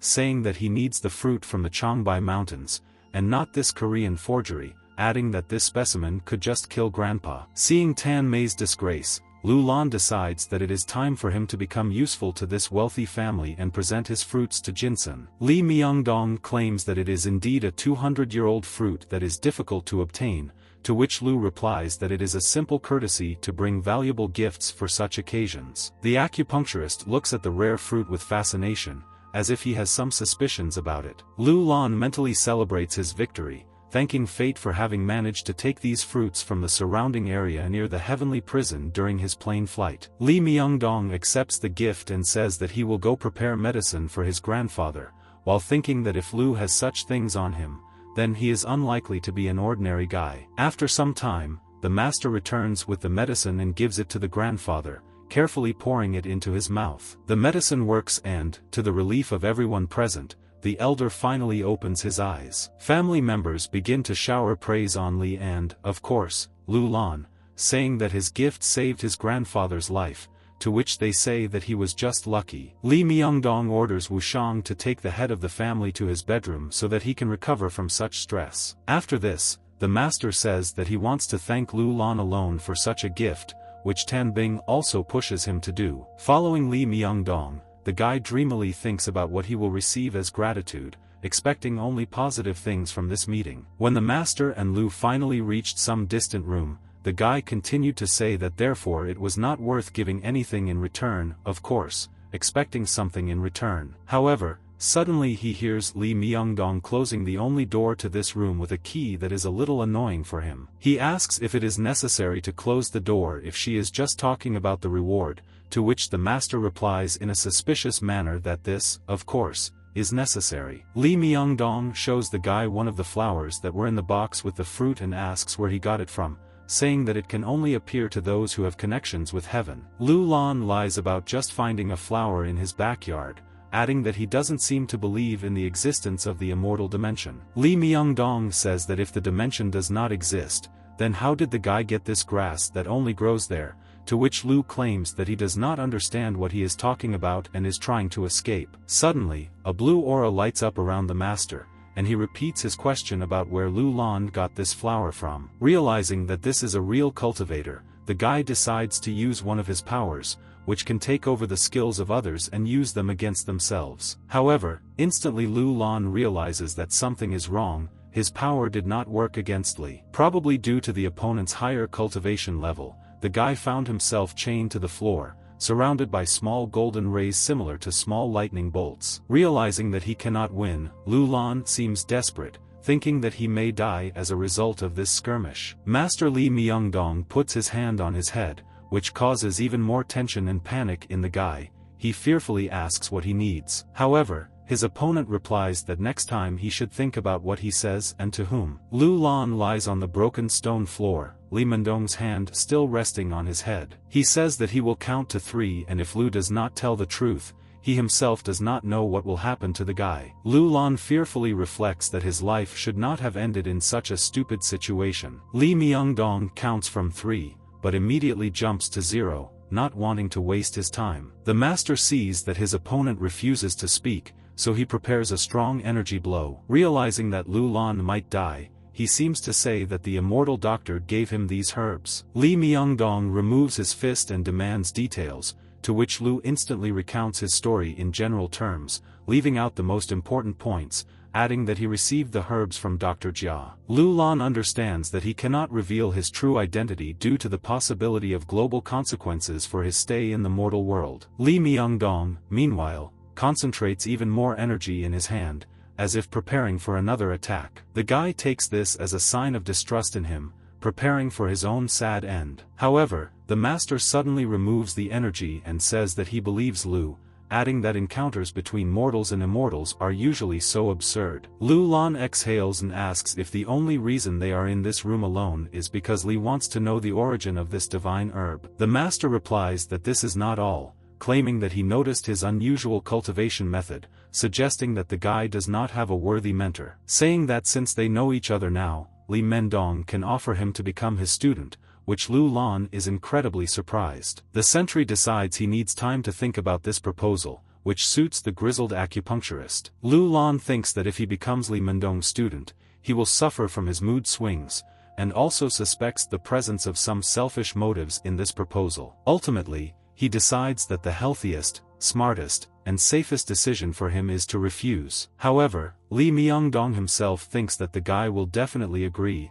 almost not considering refusal as a possible option. Therefore, Lu Lan informs the master that he considers himself not intelligent enough to become a student of the endlessly amazingly cultivation. Li Myungdong claims that he doesn't know whether this decision comes from stupidity or pride, but notes that, in the end, it is not his problem if Lu gets into some kind of trouble because of this refusal. Finally, the master rummages in the pocket of his pants to leave something for the young cultivator. Li Myungdong hands him his business card along with a talisman that can summon any spirit at the discretion of the talisman. Lu Lan tries to joke that a challenge like this makes him feel like he's in a gotcha game. The guy thinks about himself that this thing is less useful than the golden sphere tablets given to him by Chen, so he will leave them somewhere in prison. A few days after this trip to the Tan family, Lu Lan finally has the opportunity to return to prison. First of all, he wants to check his garden, wondering if he will be able to harvest a new crop this time. However, upon arriving at the garden, Lu Lan sees that the herbs are in a terrible unkempt state, perhaps even eaten by some kind of parasites. He angrily orders the criminal to appear before him and compensate him for all losses. In search of this criminal, the sentry begins to navigate by sounds, realizing that someone is nearby. And so, turning around, he sees in front of him a huge rabbit, dressed in an apron, and with his ginsen fruit in his paws. The next moment, the animal, loudly accompanied by Lu Lan, cheerfully crunches a rare fruit, despite the sentry. Having eaten the fruit, the krill looks at the guy defiantly, asking a silent question about whether he is able to stop him. The next moment, he takes out another one of the fruits right in front of Lu Lan, as if he is sure that nothing will happen to him for this. At this time, the guy is preparing for violence against animals, threatening to rip out all of the rabbit's teeth. Using various means and over a long period of time, the sentry tries to grab the parasite, but each time without success. Eventually, the krill retreats to a tree, looking down at Lu Lan in a disdainful manner. The guy is trying to jump to the height of the branch on which the animal is sitting and catch it with a net. However, as soon as he jumps, the krill makes a sudden attack,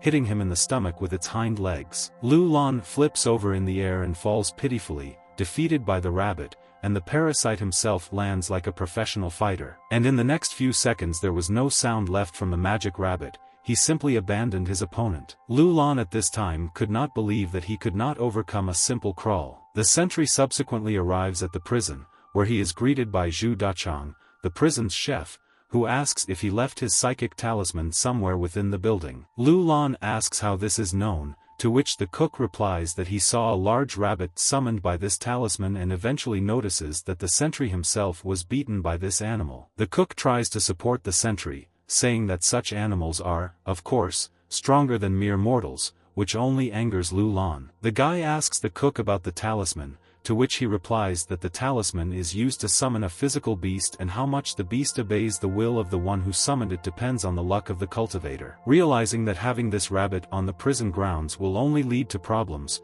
Zhu Dachang decides to give the guard something. He takes out a talisman to curb the beast from his pocket, saying that he often uses them to prepare meat dishes. Zhu Dachang explains that in order for the talisman to work, it needs the blood of the master and the beast, and then the beast will recognize him as its master. Lu asks if the chef really gave him this talisman out of his kindness, to which he replies that no, I just want to prepare an experimental dish from this rabbit. After some time, the sentry again found the magical rabbit devouring the divine herbs in his garden. Krill notices something suspicious around him, narrowing his red eyes. The animal's instincts speak the truth. He managed to instantly jump away from the trap into which he could have fallen. At this moment, Lu Lan himself appears in front of him with a magic whip, preparing to attack. Krill understands that nothing good awaits him, so he instantly gets as far away from this clearing as possible. The sentry runs after him, waving his whip. With super powerful speed, the animal almost flies through the trees,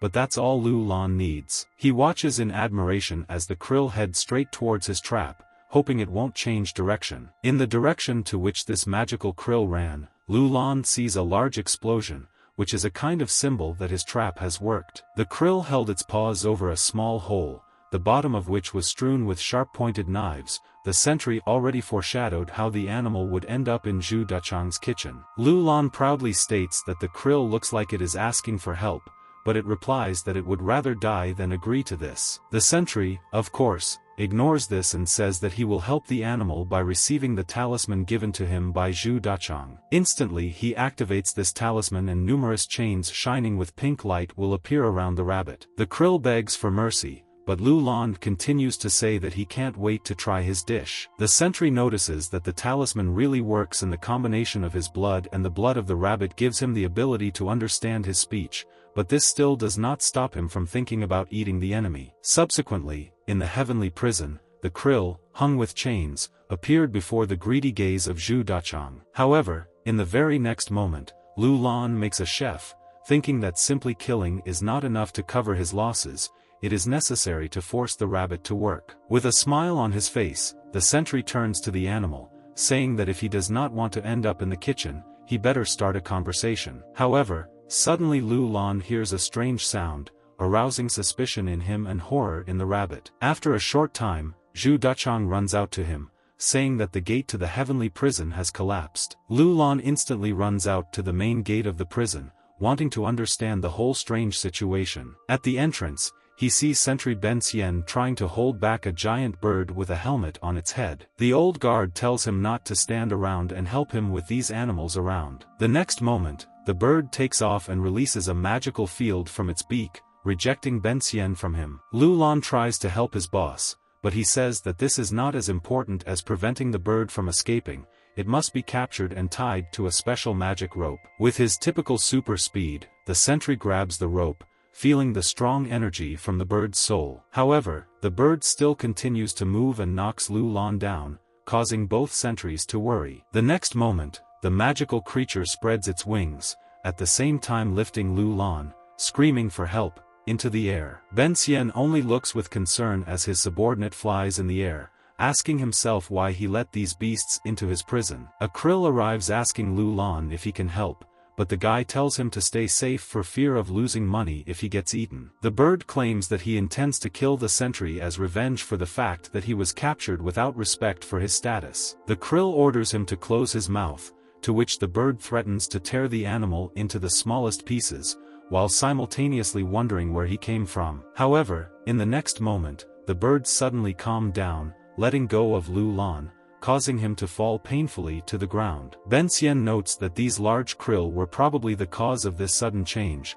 and says that as long as the animals are calm, they should be locked in cages. A little later, Lu Lan comes to these demonic beasts to provide them with food, saying that unfortunately there are few different livestock in these lands, so they will have to limit themselves to pork. The court book about these beasts said that they had a big fight with the deities in human form, and when the Jade Emperor appeared, who came to resolve the conflict, the beasts threw off his hat. The bird who caused all this chaos decides to ask in a somewhat dismissive and irritated manner how he knows the demonic ancestor. After some questioning, Lu Lan realized that the bird meant the very rabbit that the sentry had subdued. The next moment, the bird's eyes light up with a strange pink light, as if he is calling for something. And indeed, Lu Lan's body is covered with the same chains of pink light with which he once shot a rabbit. The bird says that it is just preparing its lunch. The bird says that Lu Lan's connection with the rabbit must not be so powerful if he doesn't even know that demonic animals eat human flesh. However, the same krill soon appears on the sentry's shoulder, ordering the bird not to touch his boss. The bird claims that it is incredibly cruel of Lu Lan to force the demonic ancestor to kill these animals, but the guy cannot understand what is so terrible about a simple rabbit. Demonic Beast says that the very blood of the demonic ancestor has a great influence on the beasts, causing them to be submissive and fearful. In addition, demonic beasts generally have a limit in their cultivation, and those who have a demonic ancestor can reach the highest ranks without restrictions. Lu Lan forces the animals to bribe him, and they give the greedy guard their feathers, claws and other magical artifacts. However, Lu Lan does not understand what it is and how these things can help him, to which the bird accuses him of stupidity, since it is from these artifacts that the tablet spheres that he so desires are made. The sentry is dissatisfied and with disappointment on his face thanks for the bribe, but mentally curses the fact that there are no easy paths to immortality. At this moment, while in the heavenly prison, Lu Lan was unaware that he had become a target for some among the Mu family. A young guy in his 20s stands in front of Mr. Mu and announces that they have discovered the reason for their previous failures. He turns on a photo of Lu Lan on the TV in front of him and claims that he is a cultivator, not a mere mortal, so he overcame ordinary fighters without much difficulty. Mr. Mu thoughtfully asks either his subordinate or himself how Xuejing Mu was able to find herself a cultivator. Looking closely at the screen, the man noticed that it was a familiar face, later realizing that it was the long-dead Lu Lan. The subordinate, with slight surprise, asked his boss about this, in addition inquiring whether he knew this cultivator. Mr. Mu replies that he knew Lu Lan before his death, adding that they should check whether he is worth interfering with their goals or, on the contrary, can only help. A few days later, the sentry continues to work and lead his double life as the director of the security department and the sentry cultivator of the Sky Prison. And so Lu Lan again rushes to the mortal's work with large bags of breakfast for his subordinates. However, suddenly he feels something strange, similar to that skirmish with Wu Shan, only more subtle. Lu Lan says in his mind that it is like a feeling of constant persecution that has not left him for several days. It also seems to him that perhaps his pursuer is immortal due to the characteristics of the aura around him. And indeed, around the corner of the street that Lu Lan had just passed, he was being followed by the figure of a mysterious stranger. Later that day, the guy is training his subordinates, ordering them to run despite the terrible heat. He orders them to run 20 laps and those who fail will not receive lunch. With that, the exhausted workers ran away, humming Mu's company anthem, trying not to screw up their boss once again. Lu Lan senses the presence of the same mysterious stranger who has been following him for several days and orders him to come out of hiding. In the office courtyard, a large explosion is suddenly heard not far from the guy, which is a warning before the appearance. The same stranger, subordinate to Mr. Mu, appears before Lu Lan, surrounded by golden rays similar to lightning. The sentry warily asks who is in front of him and why he has been following him for a certain time, mentally noting the great strength of this cultivator. Preparing for the attack, the stranger responds only with a pathetic phrase that a name is a name, but Lu Lan will definitely remember the strength of his fist. The guy blocks his opponent's attack by creating a magical barrier that looks like a circle with many unknown signs. Lu Lan feels that the stranger is very strong in this fight,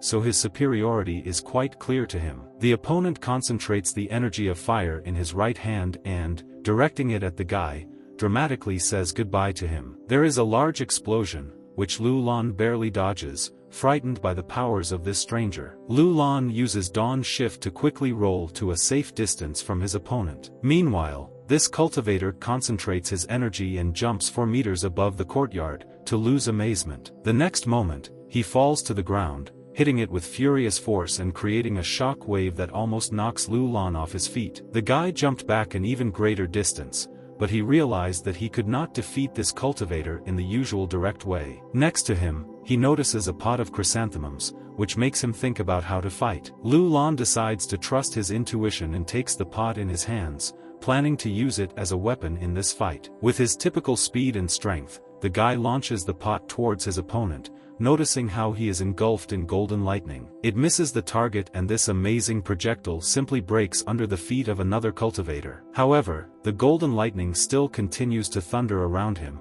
and Lu's opponent's face expresses outright concern. Subsequently, the cultivator begins to sneeze loudly, which greatly weakens his position in the battle. Along with his attention and concentration, Lu Lan is saved. The guy decides to intensify his opponent's allergy attack with one of the divine herbs in his supply. Lu Lan throws it towards the cultivator with speed and force, saying that it is a bonus to his attack. A whole cloud rises in the courtyard, spreading flowers, increasing the allergy and at the same time hiding Lu Lan's whereabouts. His opponent's face instantly turns red and swells from an allergy to chrysanthemums, which weakens his fighting ability and concentration to the maximum. He begins to sneeze intensely and for a long time, unable to stop, finally giving up completely in this fight. Lu Lan tries to ask him about the reasons for the persecution, but the cultivator says that he can tell about the reasons for his family's misfortunes and the fact that he was thrown from the cliff, but only if he cooperates with his master. At the same moment, Mr. Mu appears in the courtyard, praising Lu for defeating his subordinate. The guy, with an even more tense and worried expression, returned to the man and asked who he was and what he was doing here. Mr. Mu says that he is not going to show all his cards now, saying that he will still find out everything if he decides to cooperate with them. However, Xuejing suddenly appears in the courtyard, recognizing her husband as her uncle, causing all the mystery to disappear. Lu Lan throws Mu's subordinate to the ground, to which the girl orders him to stop immediately. The guy just looked at Xuejing questioningly, unable to understand what was wrong. The president comes closer and scolds him for his behavior, demanding to behave like the head of the department, to which Lu tries in every possible way to prove that it was not his fault that there was a skirmish that damaged the entrance to the office. Xuejing does not understand what this is all about, showing Lu Lan that the entrance is safe and sound, which he assumes to be an illusion. Mr. Mu nearby says that Lu may be seeing something that isn't there, and testifies that he saw him chasing his subordinate,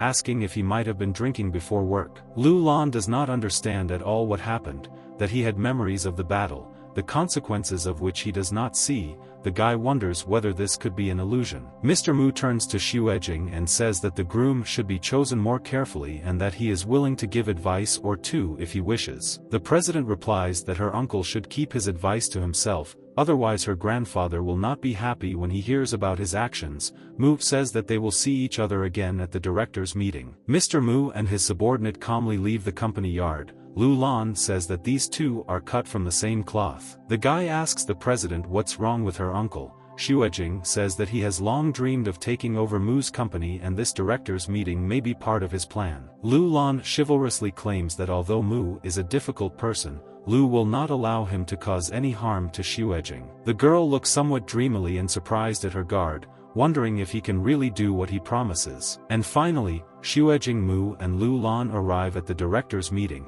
at which something terrible could happen, according to the president's premonition. The girl sits down at one of the chairs and, realizing that everyone present, orders the meeting to begin. Uncle Mu immediately states that the agenda is to deprive Xuejing of the position of president of the company. Hearing this, the girl was shocked by his impudence, asking him to repeat his proposal. The directors began to accuse her of abuses, of appointing a newcomer to the position of director of security and involvement in the theft of emeralds. Her uncle notes that deprivation of the position is a mild punishment. Xuejing stood up and slammed her fist, not wanting to listen to such things, thinking that this was her uncle's plan. Lu Lan, who was standing behind her, put his hand on her shoulder and advised her to calm down and look at the situation coldly and rationally. Uncle Mu begins voting to decide whether to remove Xuejing from his position by raising hands in agreement. All the directors, except for Grandfather Mu and Xuejing herself, raised their hands, so the uncle proclaims the decision made, and deprives the girl of the position of president. Uncle advises his father, Grandpa Mu, not to worry about this decision and to transfer the company directly to him. However, the grandfather says that there is no way he will allow him to ruin his life's work with this transfer of power. The uncle asserts that this is no longer his father's choice, clapping his hands loudly and articulately. At this sign, armed men, led by a cultivator who was already familiar to Lu and a subordinate of his uncle, ran into the conference room. The head of the Mu family is surrounded on all sides, so he can only blame his son for betraying the family. His uncle presents him with papers transferring all the company's assets to his name, ordering him to sign. Unfortunately, the grandfather has no choice but to curse his son and, in the end, sign this document. Shuejing begs him not to sign as it will ruin the entire company along with their family. Lu Lan says that the head of the company should not worry, since his son will not be able to do anything terrible, since if the truth is revealed, he will not be able to take his place. Grandpa ponders these words with a very tense expression on his face, clearly barely able to bear the stress of the situation. He eventually puts the papers aside, silently refusing to sign and transfer the company to his son. Cultivator subordinate Uncle Mu notices this and prepares to take action to force grandfather to sign. He takes a glass of water and pours it all over the room, turning the liquid into a poisonous gas. This gas subsequently causes many to pass out, including Shuejing. The cultivator commands the grandfather to sign the papers, which he now cannot help but do due to the effects of the smoke. The exhausted director nevertheless submits to the will of the cultivator and his son and signs the papers on the transfer of power. Uncle says that if he had behaved like this right away, then maybe he wouldn't have to hire such an insane number of people. Finally, Lu Lan reminds everyone gathered of his existence, preparing to dispel the conspiracy.